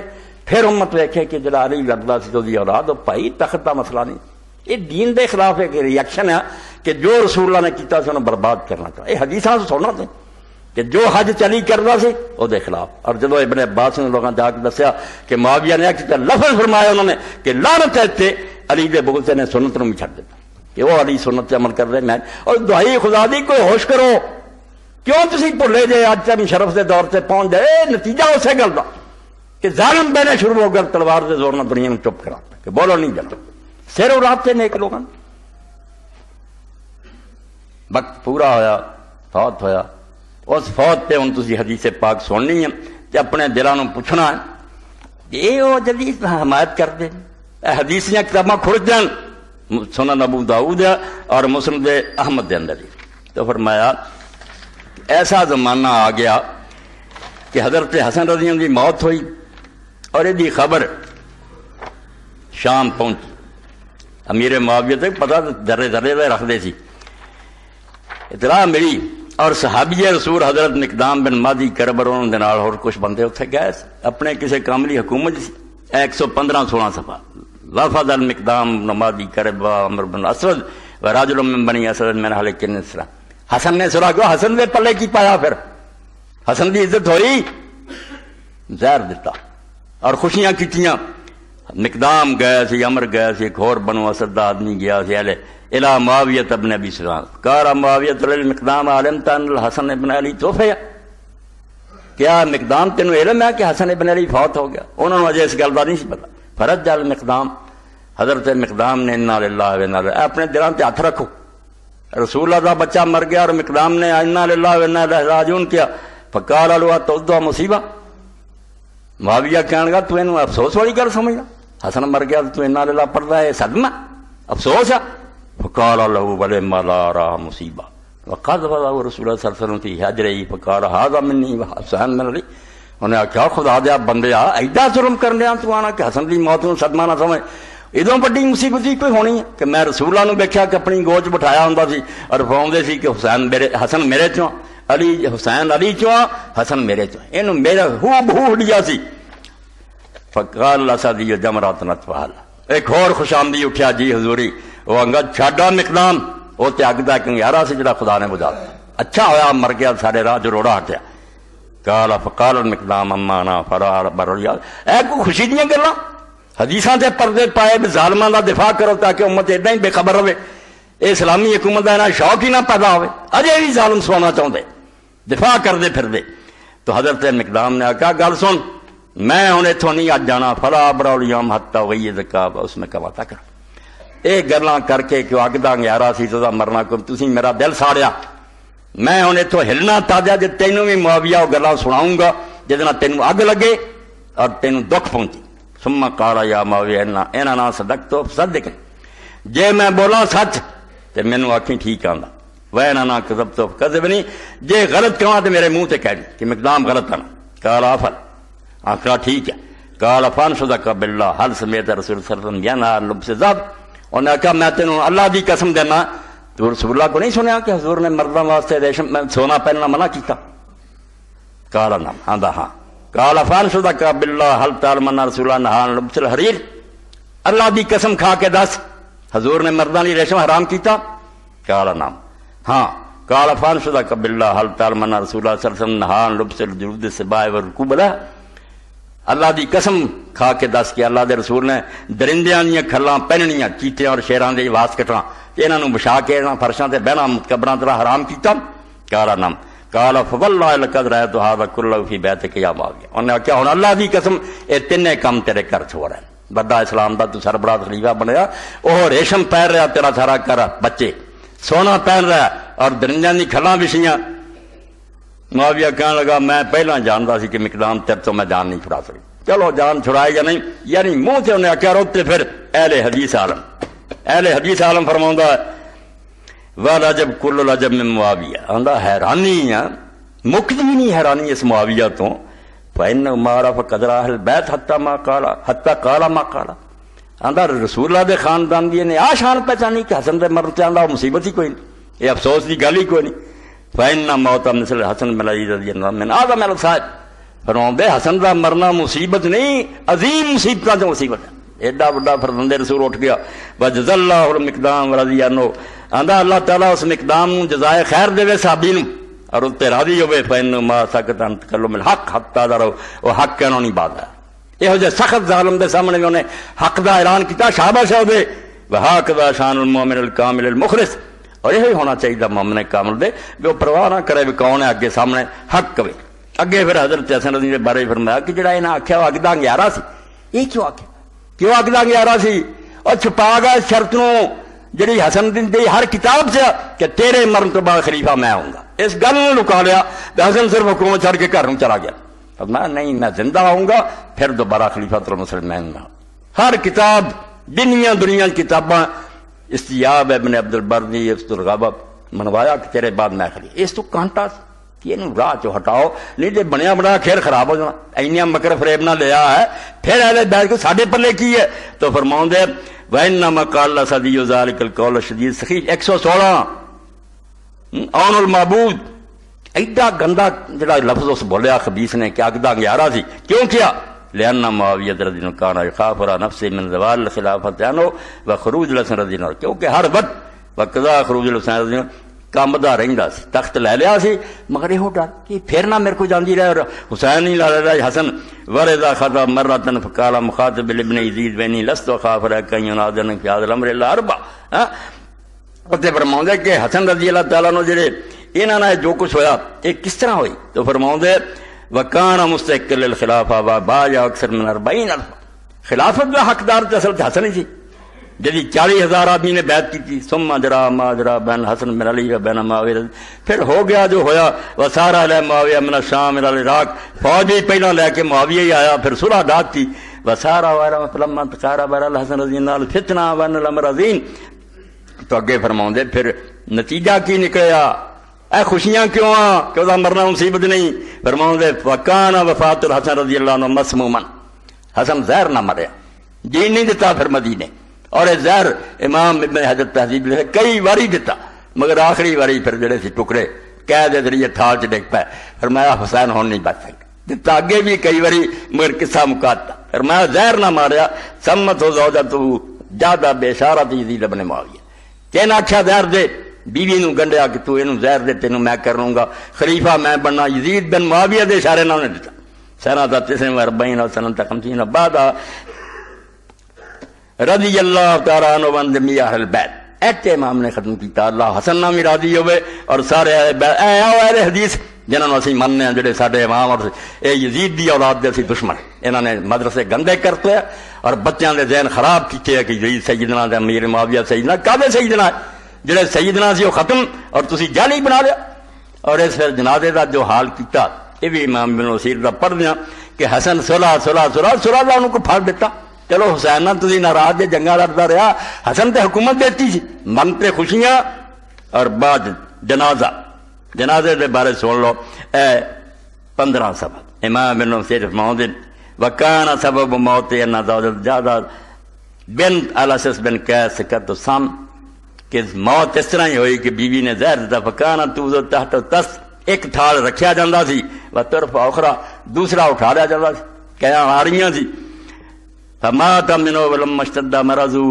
جدوں بیماری زیادہ ہوگی کارا لے خیل حسین رضی اللہ یا اخی سکی تسمى ثلاث مرات پھر فرمایا حسین 3 باری مینوں زہر دیتا گیا لم اس کا مثل حاضی مگر اج ورگا زہر نہیں دیتا گیا اے مہلک زہر پلایا انی لاذا کبدی ہن میرا جگر ٹکڑے ہو کے باہر آ گیا قال حسین من سکا کا یا اخی فرمایا پرا دس دے اس ظالم دا قال ما سوالو کن ہاذا کیوں پوچھدا تريد ان تقاتل سمجھنا ان تقاتل جنگا لڑیں گا نہیں اکرہم اللہ اللہ عز وجل میں انہاں ظالماں دا معاملہ اللہ دے سپرد کر میرا کیس اللہ کو او نبڑ گا چھڈ تو جو کرنا سی انہوں نے کر دیا ولما حضرت الوفات ارسل الى عائشہ تجد من یذفن من نبی صلی اللہ علیہ وسلم ایتھے کچھ شیعہ بھی ظلم کر دے کہ اما عائشہ جڑی سی آ گئی سی کھچر تے سوار ہو کے تے میں نہیں حسن دفن ہونا اے بھی ظلم کر دے جھوٹ بولتے اما دا کوئی قصور نہیں اما نے دل دی خوشی نہ کیا پتر تو دفن ہو تو جیسے وقت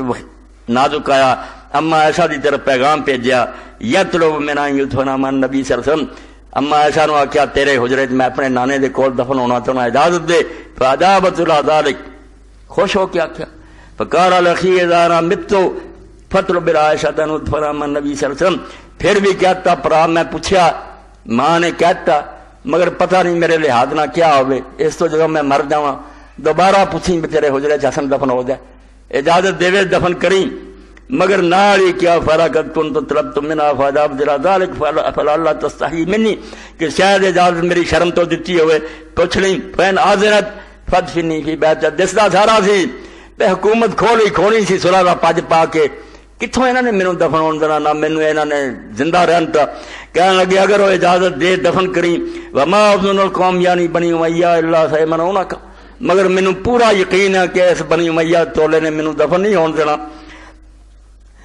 فین فالو فلا تراجم فی ذلک کہ جے نوبت مارن تک جاوے نہ پھر جھگڑا کریں ودفنی فی بقیع الغرقد بقیع دفن کریں ہن اندازہ کرو حضرت ابو بکر دفن ہوئے حضرت عمر دفن ہوئے کنی خوشی کہ حضور دے کول دفن ہے کسے مسلمان نے اعتراض کیتا جدو حسن دی باری ہے رسول اللہ دے بچے دی کیویں لشکر آ گیا فوجاں آ گئیاں تلواراں آ گئیاں کہ حسن دفن نہیں ہوندا جنازہ لے کے حسین بیٹھا ہاشمی بیٹھے فرمایا جیسے پھر فلما توفی یا جال حسین العائشہ فی ذلک حضرت حسین آئے پھر حضرت اما عائشہ کو فکارت نام و کرامہ اما نے پھر بھی آخیا جی سکے دفن کرو تو اپنا کرے رسول اللہ دے بچے دفن نہیں ہونا اس تو شیعہ بھی نہ ظلم کرن بھی اما کھچر سے آئی سی کوئی روایت نہیں جھوٹ بول دے اما بیچاری نے کہا مزاحمت کرنی جنہ کیتی وہ جھوٹے وہ اسی بھی جاننے کہ ظالم کہڑے سی فبلغ ذلک مروان و بنی امیہ یہ خبر مروان نو بھی ہو گئی بنی امیہ نو بھی ہو گئی کہ وہ حسن نو دفن کرنا چاہتے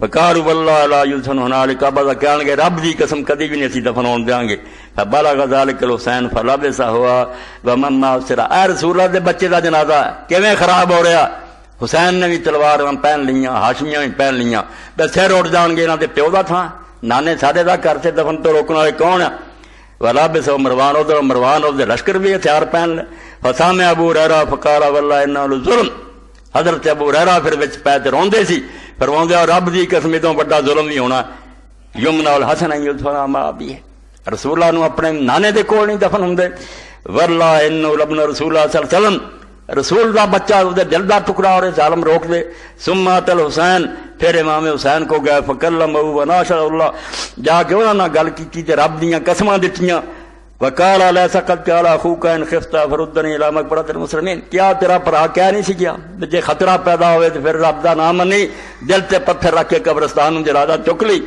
اس تو من جا، انہاں ظالمہ کوئی نہیں مننا، خون خرابہ ہو۔ فقال امام حسین رضی اللہ لے گئے فحملوا الی البقیع ولم یشهد احد من امیہ الا سید الناس، اینا مدینہ پڑیا سی بنو امیہ دا، کوئی جنازے چ نہیں گیا سوائے گورنر مدینہ دے سید گیا، ڈیوٹی ہوندی سی گورنر دی کو جنازہ پڑھاؤن، انہاں تو کوئی جنازے شریک نہیں ہوا، صلح لئی پھردے ہے۔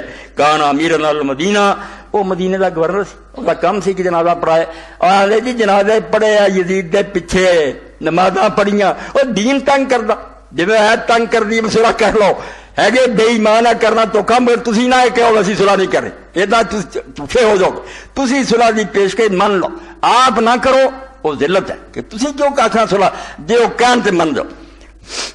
ادا ہی جڑے جنازے نا کہ جنازے پڑھتے سی نمازاں پڑھتے، میرے دا مسئلہ حل کر لو، حضرت امام حسین نے سعید بن العاص نو اگے کیتا، جنازے بھی اسے ظالم حاکم نو اگے کرتا، للصلاۃ علیہ وقال لولا انہا سننا لما قدمت، اے مسئلے حل کریا کرو، رسالے بنا لیندے نمازاں کے پیچھے پڑھی گئے، اور نمازاں دے نانا تنگ کر گیا، تو ظالم آنے بے ایمان انہیں پڑھی گیا، فساد نہیں پاؤنا۔ تو حضرت حسین نے آکھا لولا انہا سننا، سعید اسی جاننے ہیں جو کچھ تو ہے گا تو جو سر نہ کر دے، اگر یہ سنت نہ ہوندی، رسول کریم فرمایا کہ والی موجود پڑھائے تو میں تینوں کبھی بھی اگے جنازے تے نہ ہون دیتا۔ وکیل حضرت جنازہ زید بن خالد بن ولید بن عقبہ بن امیہ سالہ بن امیہ، تے بعض لوگوں نے آکھیا ایک ہور بھی ولید بن عقبہ دا پت خالد آیا سی، انہیں بن امیہ نو آکھیا سی مینوں اجازت دو، فاذنوا فی ذلک، انہوں اجازت دے، دو بندے، ایک گورنر یا ایک دوسرے دا کیلا مجہول، ورنہ انہاں تے جنازہ پڑھنی کوئی نہیں حسن دار۔ اور حضرت ابو ہریرہ رضی اللہ تعالیٰ اسے رو کے جنازہ اسے قبرستان سے مدینے دی گلیاں جاکن کہ لوگو الا ان حب رسول اللہ قد ماتا، رسول اللہ دا لال مر گیا، چلو دے جنازے شامل ہو۔ اے رسول جدے بارے میں تھوڑے سامنے اختصار تو کم لیا، ورنہ ہے ایسا سی کلے کلے تے کئی جمعے ہوندے کہ وہ ٹولا جڑا ویکھیا حسن بھی آیا اسے گل تے جنگ جھوٹ بولدا، علی دے زمانے جو حالات سی وہ اگر حسن دے بھی ہوندے اے بھی جنگ لڑ، اے خلاصے دے۔ لہذا حضرت معاویہ بن ابی سفیان رضی اللہ تعالیٰ عنہ کے بارے میں جو بخاری اور مسلم میں ایسی احادیث آتی ہیں جس سے ان کے کریکٹر کے حوالے سے کافی کمزوریاں امت کے سامنے امام بخاری اور امام مسلم لے کر آئے، تو منکرین حدیث تو ان حدیثوں کو ہی جعلی کہتے ہیں، دوسری طرف جو اہل سنت ہیں وہ حدیثیں کہتے ہیں یہ حدیثیں تو ٹھیک ہیں، بیان نہیں کرنی چاہیے۔ تو بھئی اگر بیان نہیں کرنے والی تھی تو امام مسلم نے صحیح مسلم کے مقدمے میں لکھا ہے کہ میں صحیح مسلم عوام الناس کے لیے لکھ رہا ہوں، بیان تو انہوں نے کی ہیں، امت تک بات پہنچائی ہے کہ حق بات کیا ہے۔ اور میں مولویوں کو سنتا ہوں، ایک سعودی عرب میں مولوی بیٹھا ہوا ہے، اس کو عجیب و غریب قسم کی وہ باتیں کر رہا تھا، ایک انڈیا کا مولوی ہے وہ بھی باتیں کر رہا تھا کہ جی حضرت معاویہ کے بارے میں اگر آپ نے بات کی نا تو قرآن شک میں پڑ جائے گا، لعنت اللہ علی الکاذبین۔ اور قرآن معاویہ بن ابی سفیان رضی اللہ تعالیٰ عنہ کا محتاج ہے، جن کی ڈیوٹی بھی نہیں لگائی گئی حضرت ابوبکر صدیق کی طرف سے، وہ زید ابن ثابت کی ڈیوٹی لگی، قرآن شک میں پڑ جائے گا، اور تہاڈی روٹیاں شاک وچ پی جان گیاں، جڑی ملوکیت دیاں تنخواہاں پہ کھاندے ہو وہ شاک وچ پی جان گیاں، اور نمک حلالی تے تسی کرنی ہے نا جنہاں کو لے کے پہ کھاندے ہو، قرآن شک میں پڑ جائے گا۔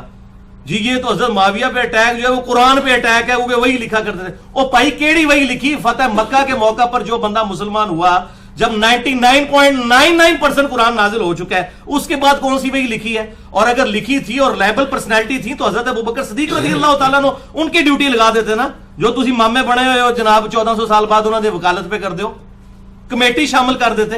انہوں نے زید ابن ثابت کو کہا کہ آپ وہی لکھا کرتے تھے، آپ نوجوان ہیں اور آپ پہ کسی قسم کا الزام نہیں ہے، آپ کی ڈیوٹی ہے۔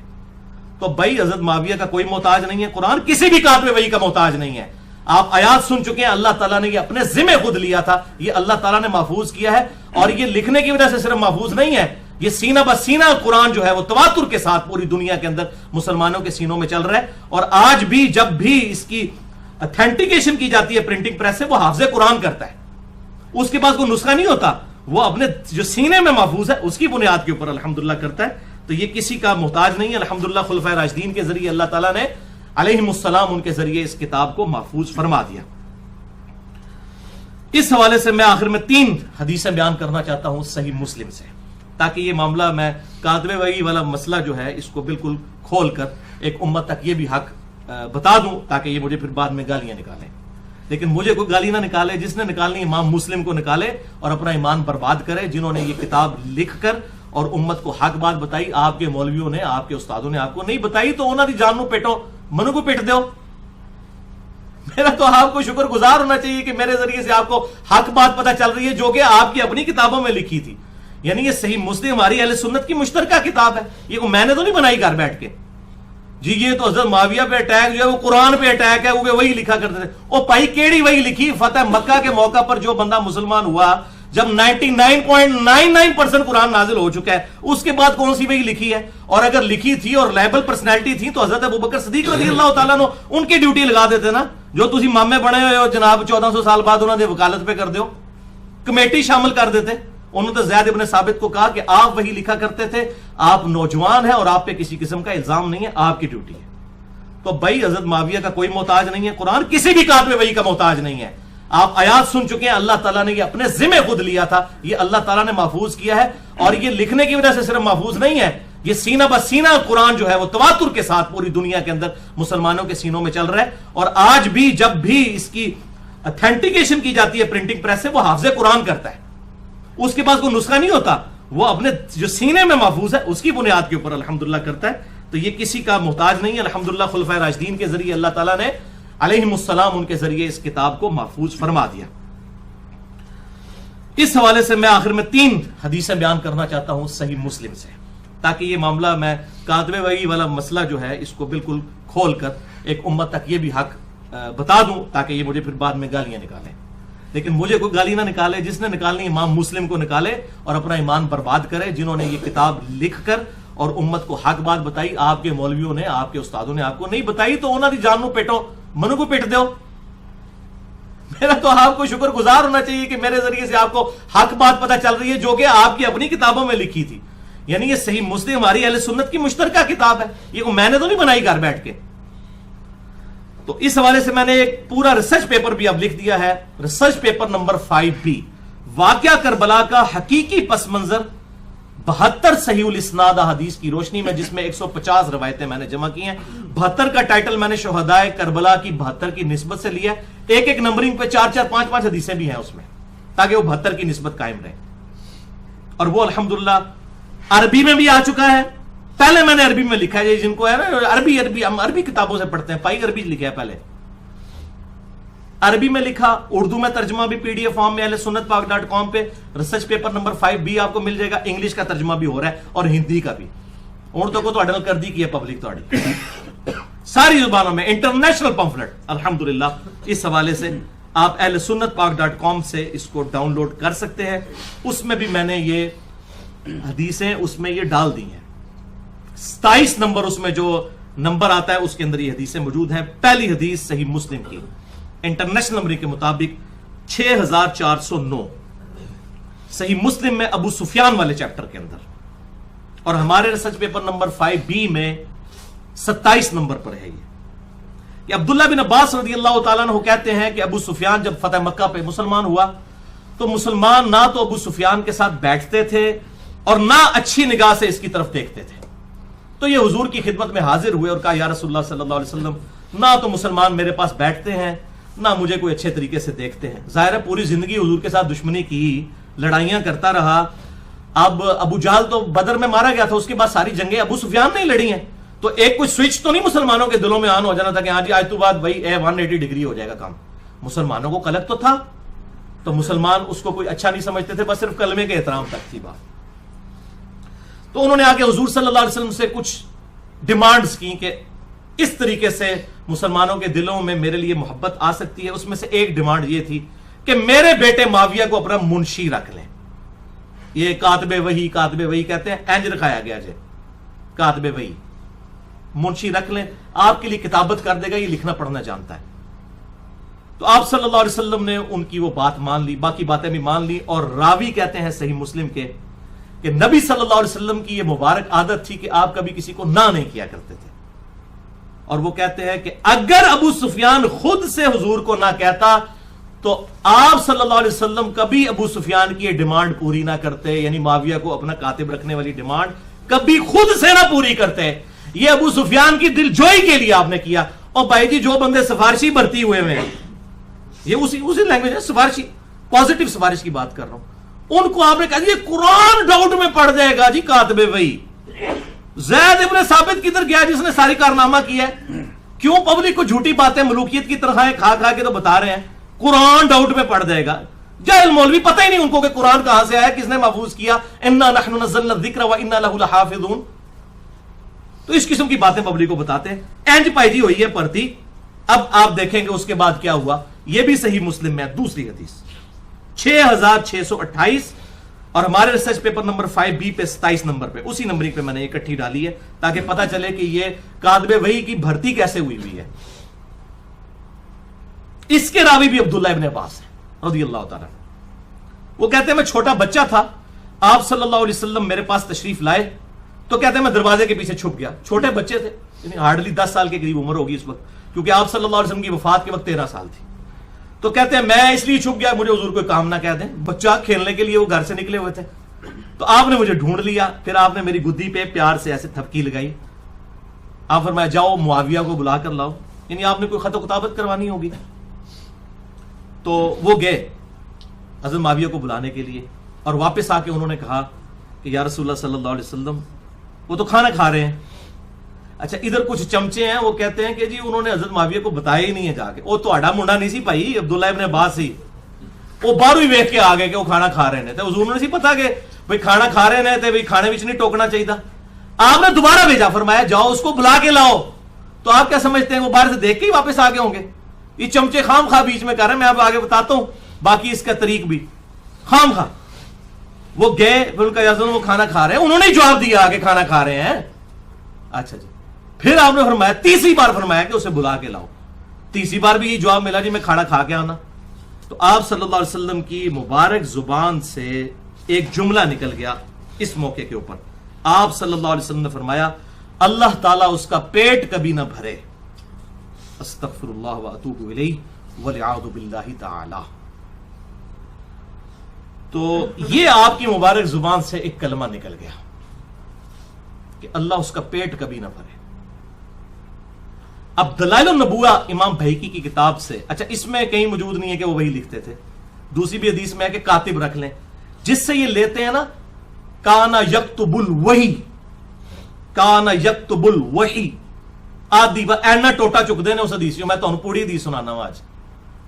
اور یہ کام جو ہے نا مطلب ان لوگوں نے بھی کیا ہے کہ مجھے افسوس ہوتا ہے کہ انسان کو حق بات پوری امت کو بتانی چاہیے. یہ اسی طریقے سے ہے کہ آپ وہ ہمارے وہاں پہ ایک دیوبندی عالم تھے, تو انہوں نے صحیح مسلم سے ایک حدیث ہمارے بھائی کو بتائی کہ آپ صلی اللہ علیہ وسلم جب نماز شروع کرتے تو دونوں ہاتھ کانوں تک اٹھاتے, مالک بن حویرث کی. تو ان کا اس لیے ہم کانوں تک اٹھاتے ہیں. ہم بھی کہتے ہیں کانوں تک اور کندھوں تک ایک ہی ہے, انگلیاں کانوں کے برابر اور ہتھیلیاں کندھوں کے برابر, یہ ایک ہی چیز ہے. میرا پورا لیکچر ہے مسئلہ نمبر 70B رفع الیدین سے متعلق فرقہ وارانہ نظریات کا تحقیقی جائزہ. وہ میرے پاس لے کے آیا, مجھے کہتا علی بھائی یہ دیکھیں انہوں نے حدیث دکھائی صحیح مسلم سے.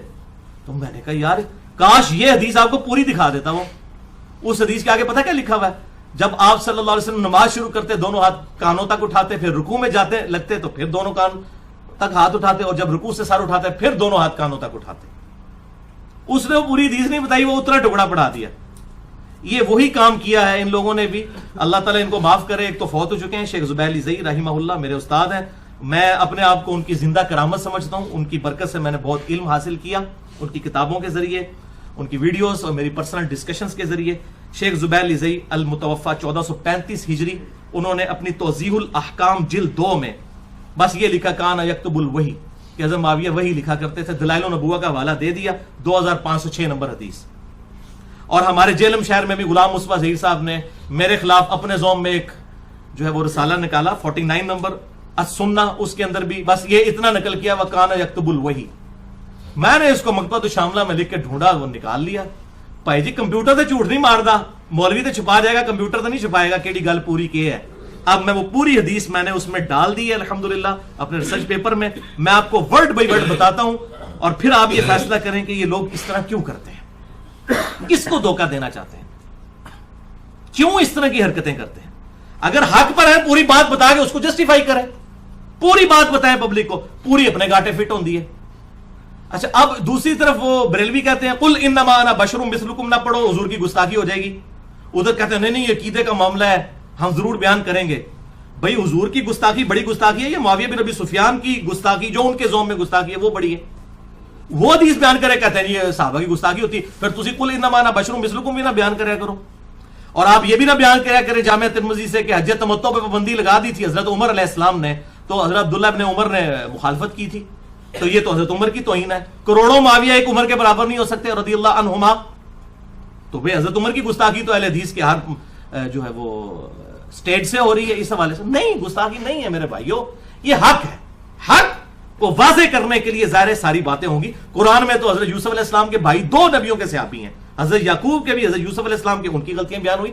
ان غلطیوں کے بعد لان تان کرنا یہ رافضیوں کا طریقہ ہے. اہل سنت کا طریقہ یہ کہ وہ حق بیان کرتے ہیں اور اللہ تعالیٰ کی لعنت کے مستحق نہیں ہو جاتے. سورۃ البقرہ کے تحت کہ جو حق چھپاتا ہے اس پہ اللہ کی لعنت اور تمام لعنت کرنے والوں کی لعنت, وہ لعنت سے بچتے ہیں. وہ لعنتی لوگ نہیں ہوتے. جو سنی ہوگا صحیح, وہ لعنتی نہیں ہوگا. یہ ٹنی ہے سارے, میں یہ کہوں ٹنی, سن سنا کے سنی, ٹنی. اور سنی وہ ہوتا ہے جو بکش مسلمان ہو, کتاب و سنت کے مطابق اپنے عقائد رکھتا ہو. تو اب میں آپ کو بتا دیتا ہوں اس کے اندر پوری حدیث دلائل النبوہ 2506 نمبر. انہوں نے تو صرف لکھا وَكَانَ يَكْتُبُ الْوَحِي, وہ وہی لکھا کرتے تھے. اے دسنا جناب کی لکھ دے سر.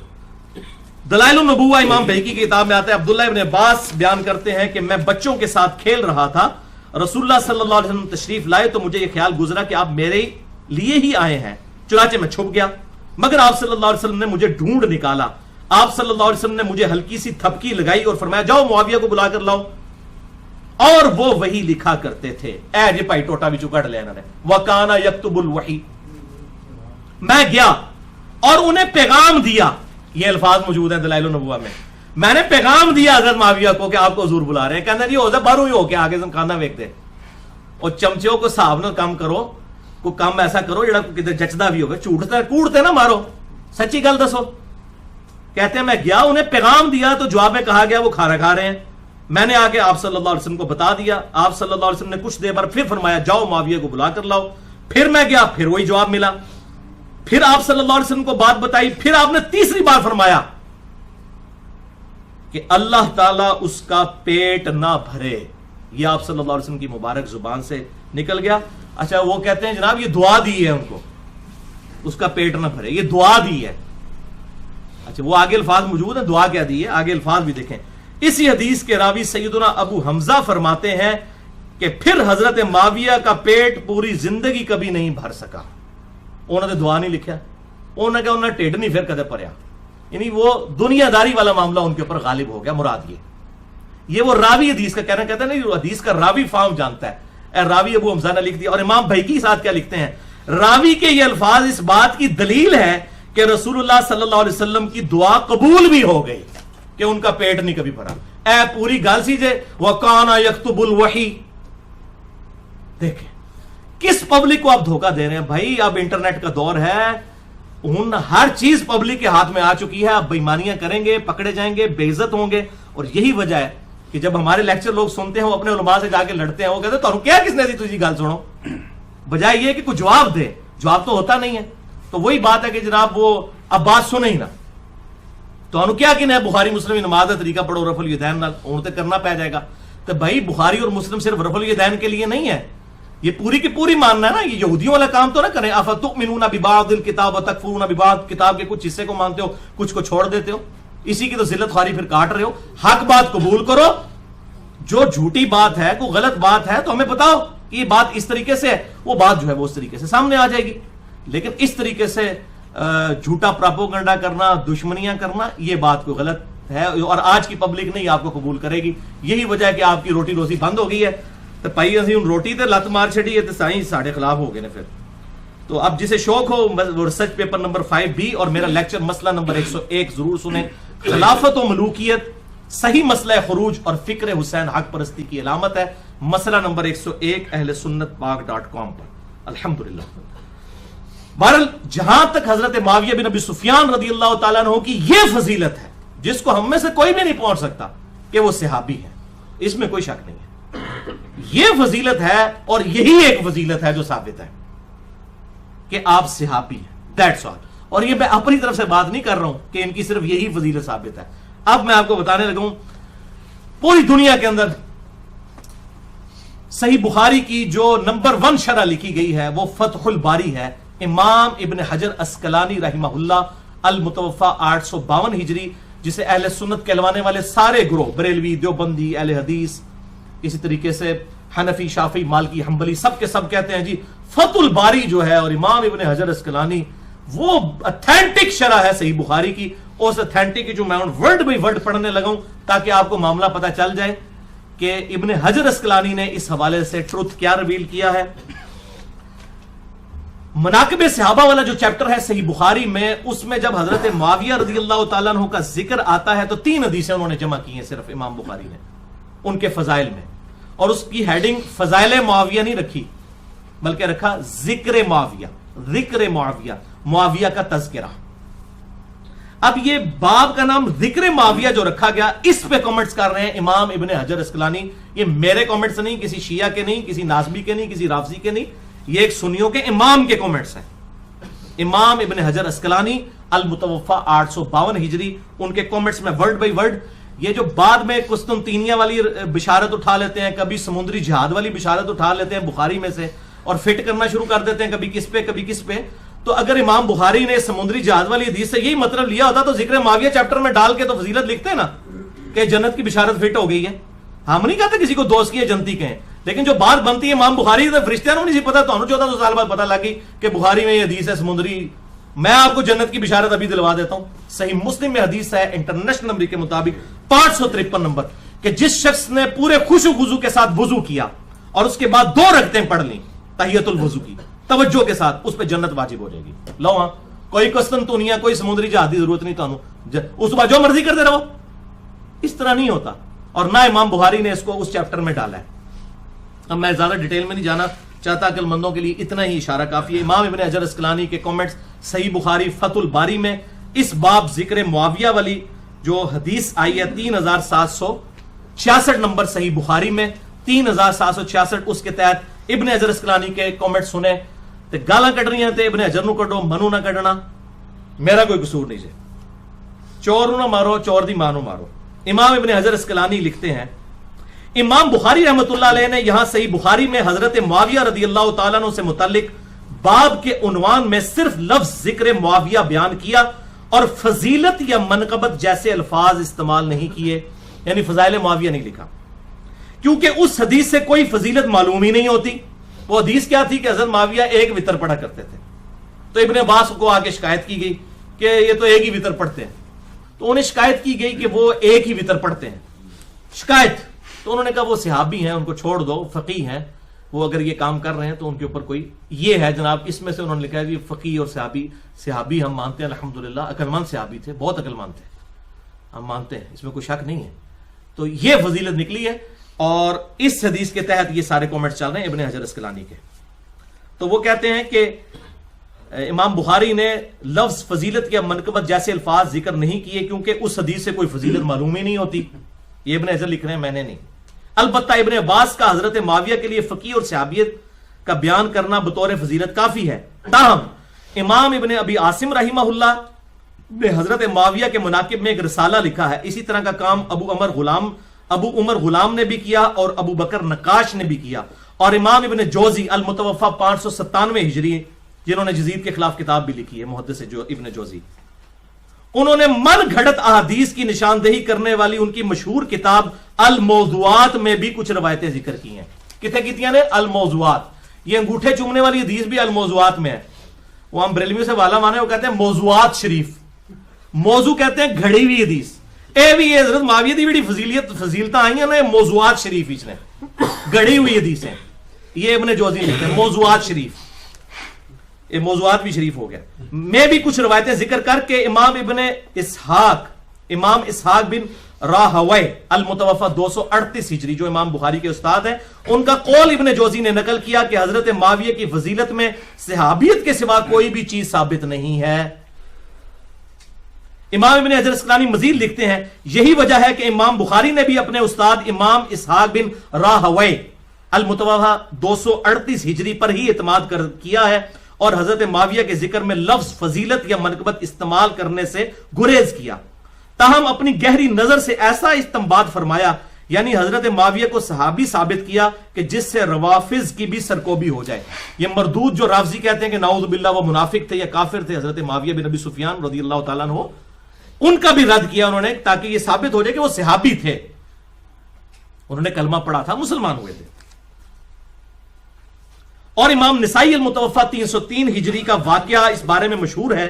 انہوں نے بھی اپنے استاد امام اسحاق، امام نسائی کے بھی استاد ہیں، امام بخاری کے بھی استاد ہیں، امام اسحاق بن راہوے المتوفا 238 ہجری، ان پر اعتماد کیا اور اپنی مشہور کتاب فضائل صحابہ میں کوئی بھی حدیث حضرت معاویہ کی فضیلت میں ذکر نہیں کی. اور پھر امام حاکم المتوفا 405 ہجری کا بھی قصہ اسی طرح ہے. امام ابن جوزی المتوفا 597 ہجری نے عبداللہ بن احمد سے ان کے والد امام احمد بن حنبل کا مکالمہ بھی نقل کیا ہے، جو انہوں نے اپنے والد احمد بن حنبل سے پوچھا. یہ ہے بڑی کریٹیکل بات جو امام ابن جوزی المتوفا 597 ہجری نے نقل کی ہے.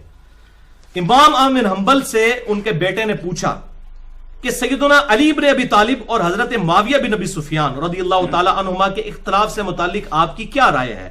تو امام احمد بن حنبل المتوفا 241 ہجری نے کچھ دیر تک سر جھکائی رکھا. یہ میں ان کے جواب دیا پتر لوں، ادھر گستاخی نہ ہو جائے تو سوچتے رہے تھوڑی دیر تک، یا کوئی ایسا جملہ بولوں کہ وہ سب کچھ کمپریہنسو ہو. تھوڑی دیر بعد انہوں نے سر اٹھا کر کہا، میرے بیٹے خوب سمجھ لے، سیدنا علی بن ابی طالب کے دشمن بہت زیادہ تھے، جنہوں نے ان کے عیب تلاش کرنے کی بڑی کوشش کی مگر ناکام رہے. چنانچہ ان دشمنوں نے ایک متبادل چال کے طور پر ایک دوسرے شخص یعنی معاویہ بن ابی سفیان کو اپنے مقصد کی برآوری کے لیے موزوں پایا، جو کہ ان سے جنگیں کر چکا تھا. چنانچہ ان دشمنوں نے حضرت علی رضی اللہ تعالیٰ عنہ کے مقابلے پر حضرت معاویہ کو بڑھا چڑھا کر پیش کیا. امام احمد بن حنبل کے اس جواب میں اشارہ ہے، یہ ابن حجر اسقلانی لکھتے ہیں کہ یہ احمد بن حنبل نے جو کہا نا کہ انہوں نے بڑھا چڑھا کے پیش کیا، تو ابن حجر اس پہ کامنٹس کر رہے ہیں. وہ کہتے ہیں کہ اس میں احمد بن حنبل نے یہ جواب دیا، اس میں اشارہ ہے کہ کچھ لوگوں نے حضرت معاویہ کے لیے بے بنیاد فضائل گھاڑ لیے ہیں جن کی کوئی اصلیت نہیں ہے. یہ حقیقت ہے کہ حضرت معاویہ رضی اللہ تعالیٰ عنہ کے لیے روایات فضیلت تو بہت زیادہ آئی ہیں، مگر ان احادیث میں سے کوئی ایک حدیث بھی اسنادی اعتبار سے اصول محدثین پر صحیح نہیں ہے. Categorical deny. اسی لیے امام اسحاق بن راہوے، امام نسائی رحمہ اللہ نے اس موقف کو بڑے یقین کے ساتھ اختیار کیا ہے کہ حضرت معاویہ رضی اللہ تعالیٰ عنہ کی فضیلت میں صحابیت کے علاوہ کوئی اور چیز ثابت نہیں ہے. یہ ہے بھائیو وہ ساری چیز.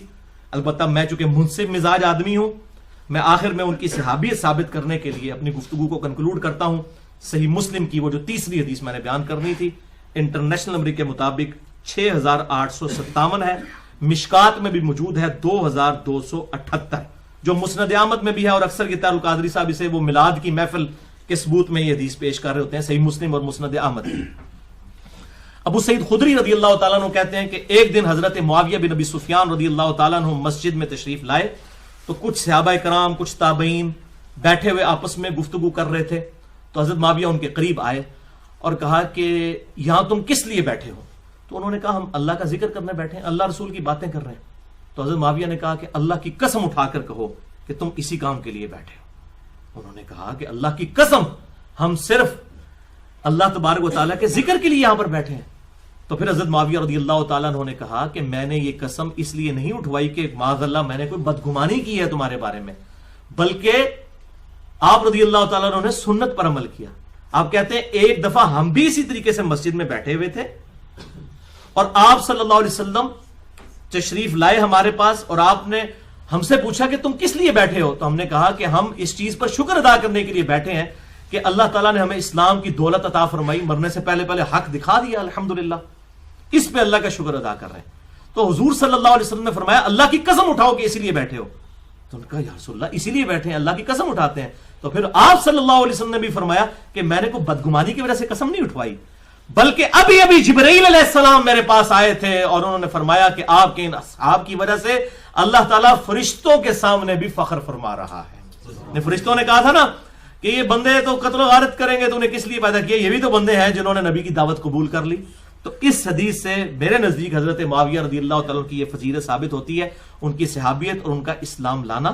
تو یہ دو ایکسٹریمز ہیں، ایک طرف روافظ کی ایکسٹریم ہے جو ان کو منافق یا نعوذ باللہ کافر کہتے ہیں، دوسری طرف سنیوں میں گھسے ہوئے ناصبیوں کی ایکسٹریم ہے کہ جو وہ ہر جھوٹی فضیلت ثابت کر کے ان کو حضرت علی سے اوپر کرنے کی کوشش کرتے ہیں، ان کو یزید کو حضرت حسین سے اوپر کرنے کی کوشش کرتے ہیں، بالکل جعلی طریقوں سے. جو صحیح چیز ہے وہ میں نے آپ کو بتا دی ہے. تو یہ اس سے وہ ربیع الاول کا وہ کہتے ہیں وہ میلاد کی محفل منا رہے تھے، اس میں کہیں میلاد نہیں لکھا بھائی میرے، وہ تو شکر ادا کر رہے تھے. جیسے یہاں ہم درس قرآن کے لیے جو لوگ جمع ہیں تو اللہ کا شکر ادا کر رہے ہیں، وہ یہ کر رہے تھے، میلاد وغیرہ نہیں منا رہے تھے. تو وہ ہر بندہ اپنی مطلب کے رزلٹ نکالتا ہے. جو حدیث خود کسی نے پڑھنی نہیں ہے، صحیح مسلم 6857 نمبر، مشکات میں بھی 2278 نمبر موجود ہے. بھارت صحابہ کرام ایک لیول کے سارے نہیں تھے، اس میں کئی باتیں اور ہو سکتی ہیں لیکن میں سکپ کرتا ہوں. میرا مسئلہ نمبر ہے 96، عظمت صحابہ، رد المنافقین اور سنی شیعہ کے اختلاف کا تحقیقی جائزہ. اس میں کئی ایسی باتیں ہیں جو میں اس کے ساتھ اب کرنا چاہتا تھا لیکن میں سکپ کرتا ہوں. جسے شوق ہو وہ 2.25 گھنٹے کا لیکچر مسئلہ نمبر 96 دیکھ لے اہل سنت پاک.com پر.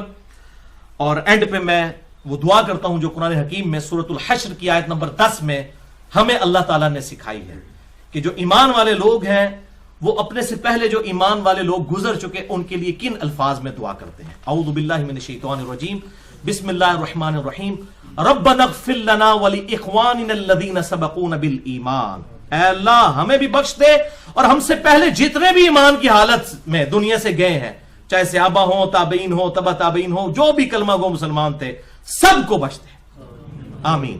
یہ دعا. اور پھر ساتھ ہی ہے وَلَا تَجْعَلْ فِي قُلُوبِنَا غِلًّا لِّلَّذِينَ آمَنُوا رَبَّنَا إِنَّكَ رَءُوفٌ رَحِيمٌ. اے اللہ ان مسلمانوں کے بارے میں ہمارے دل میں کوئی برائی، کوئی کینہ نہ رکھنا. جو اہل ایمان گزر چکے ان کے بارے میں برائی اور کوئی کینہ نہ رکھنا. اے اللہ تو بخشنے والا مہربان ہے. اب یہ غلطی کا بیان کرنا کوئی کینہ نہیں ہے، ورنہ میں اس میں آپ کو ایک اینٹی وینم اور پھکی کے طور پر، علم الکلام کے طور پر الزامی جواب دے دوں. صحیح بخاری اٹھا کے آپ دیکھ لیں، حضرت واشی نے اسلام قبول کر لیا فتح مکہ کے بعد. آپ صلی اللہ علیہ وسلم نے فرمایا واشی تیرا اسلام قبول. یہ بخاری شریف ہے، کوئی سٹوری بک نہیں میں پڑھ رہا، واشی والے چیپٹر میں آپ دیکھ لیں، اس کے اسلام لانے والے واقعے میں. تیرا اسلام قبول ہے لیکن مجھے اپنی شکل نہیں دکھانی تو نہیں، کیونکہ مجھے اپنا چچا یاد آتا ہے حمزہ. اب حمزہ کوئی عام انسان تو نہیں تھے، حضور صلی اللہ علیہ وسلم کے دودھ پیتے بھائی بھی تھے، چچا بھی لگتے تھے. تو آپ کو اپنا دکھ نہیں بھولا. تو جن لوگوں نے حضرت حسین کو تکلیفیں دیں وہ کس منہ سے چاہتے ہیں کہ جی ہم جو ہے وہ ان لوگوں کے بارے میں، اگر اللہ کے محبوب جن کے بارے میں قرآن کہہ رہا ہے بالمؤمنین رؤوف الرحیم، جو واشی کے لیے رؤوف الرحیم تھے، انہوں نے بھی اپنے جذبات میں یہ بات کی کہ مجھے اپنی شکل نہیں دکھانی ہے. تو اب لگائیں فتویٰ کہ آپ کے دل میں بغض تھا واشی کا؟ نہیں، بغض نہیں تھا، بس آپ کو تکلیف ہوتی تھی کہ میرے سامنے نہ آئے. اسی طریقے سے جن لوگوں نے حضرت حسین کو یا حضرت علی کو یا خلفائے راشدین کو تکلیف دی ہیں، ہمیں ان کے بارے میں ہمارے دل میں بھی رنج موجود ہے. اس سے زیادہ کچھ نہیں ہے. ہم تو کہتے ہیں سب کو اللہ تعالیٰ بخش دے. ہمارے سے پوچھ کے کسی نے جنت میں نہیں بھیجنا کسی کو. اور نہ یہ بات ہے کہ سب کے سب بلا حساب و کتاب بخشے جائیں گے، یہ بھی بالکل جعلی بات ہے. وہ 70,000 لوگ ہی بلا حساب و کتاب جانے ہیں، جن میں حضرت عکاشہ شامل ہیں بخاری اور مسلم میں، اور باقی لوگ شامل نہیں ہیں. یہ کوئی اتنا سیدھا معاملہ نہیں ہے کہ جس نے بھی آپ کو دیکھ لیا اور بلا حساب و کتاب ہی جنت میں چلا گیا. ورنہ صحیح مسلم کھول کے دیکھ لیں، مدعم نامی غلام تھا جو آپ صلی اللہ علیہ وسلم کی سواری کا کجاوا کسا کرتا تھا اور آپ کو سفر و حضر میں وضو کروایا کرتا تھا. خیبر کے موقع پر اسے نامعلوم تیر لگا اور وہ شہید ہو گیا. صحابہ نے کہا تو سیدھا جنتی ہے، اسی بھی یہی کہنا سی. آپ فرمایا تم جنت کی بشارت دے رہے ہو، جبکہ اس نے خیبر کے مال غنیمت میں سے ایک چادر چوری کی تھی اور میں دیکھ رہا ہوں کہ آگ کی پناہ کے اس پہ ڈال دی گئی ہے. ایک چادر کو اللہ نے اتنا سیریس لے لیا، اور حضور صلی اللہ علیہ وسلم کی خدمت کرنے والا وہ صحابی تھا. جب اللہ تعالیٰ پکڑنے پہ آئے تو وہ کسی کو چھوٹی سی بات پہ بھی پکڑ سکتا ہے. ہم کسی کو جنت کی گارنٹیاں نہیں مانگ سکتے. ہم یہ کہتے ہیں کہ ہر کلمہ گو انشاءاللہ ایک نہ ایک دن جنت میں جائے گا، بس اس سے زیادہ ہم نہیں کہتے. یا وہ جو لوگ جن کو بائی نیم جنت کی بشارت دی گئی ہے، عشرہ مبشرہ ہوں یا اصحاب شجرہ ہوں یا اصحاب بدر ہوں، ان کا معاملہ الگ ہے. باقی بڑا سینسٹیو ایشو ہے، اتنا سیدھا معاملہ نہیں ہے. اسی لیے میں نے آپ کو لیکچر کا حوالہ دے دیا. میں نے کہا کچھ باتیں میں نہیں اب کرنا چاہتا ورنہ ٹائم بہت لگ جائے گا. مسئلہ نمبر 96، عظمت صحابہ، رد المنافقین اور سنی شیعہ کے اختلاف کا تحقیقی جائزہ، اہل سنت پاک.com پر. اللہ تعالیٰ سے دعا ہے جو حق بات میں نے کہی اللہ تعالیٰ ہمارے دلوں میں راسخ فرمائے اگر جذبات میں میرے منہ سے کوئی غلط بات نکل گئی تو اللہ تعالیٰ ہمارے دلوں سے محو کر دے. ہمیں کتاب و سنت کی تعلیمات پر عمل کرتے ہوئے اجماع کو حجت مانتے ہوئے دوسرے بھائیوں تک پہنچانے کی توفیق عطا فرمائے. سبحانک اللہم و بحمدک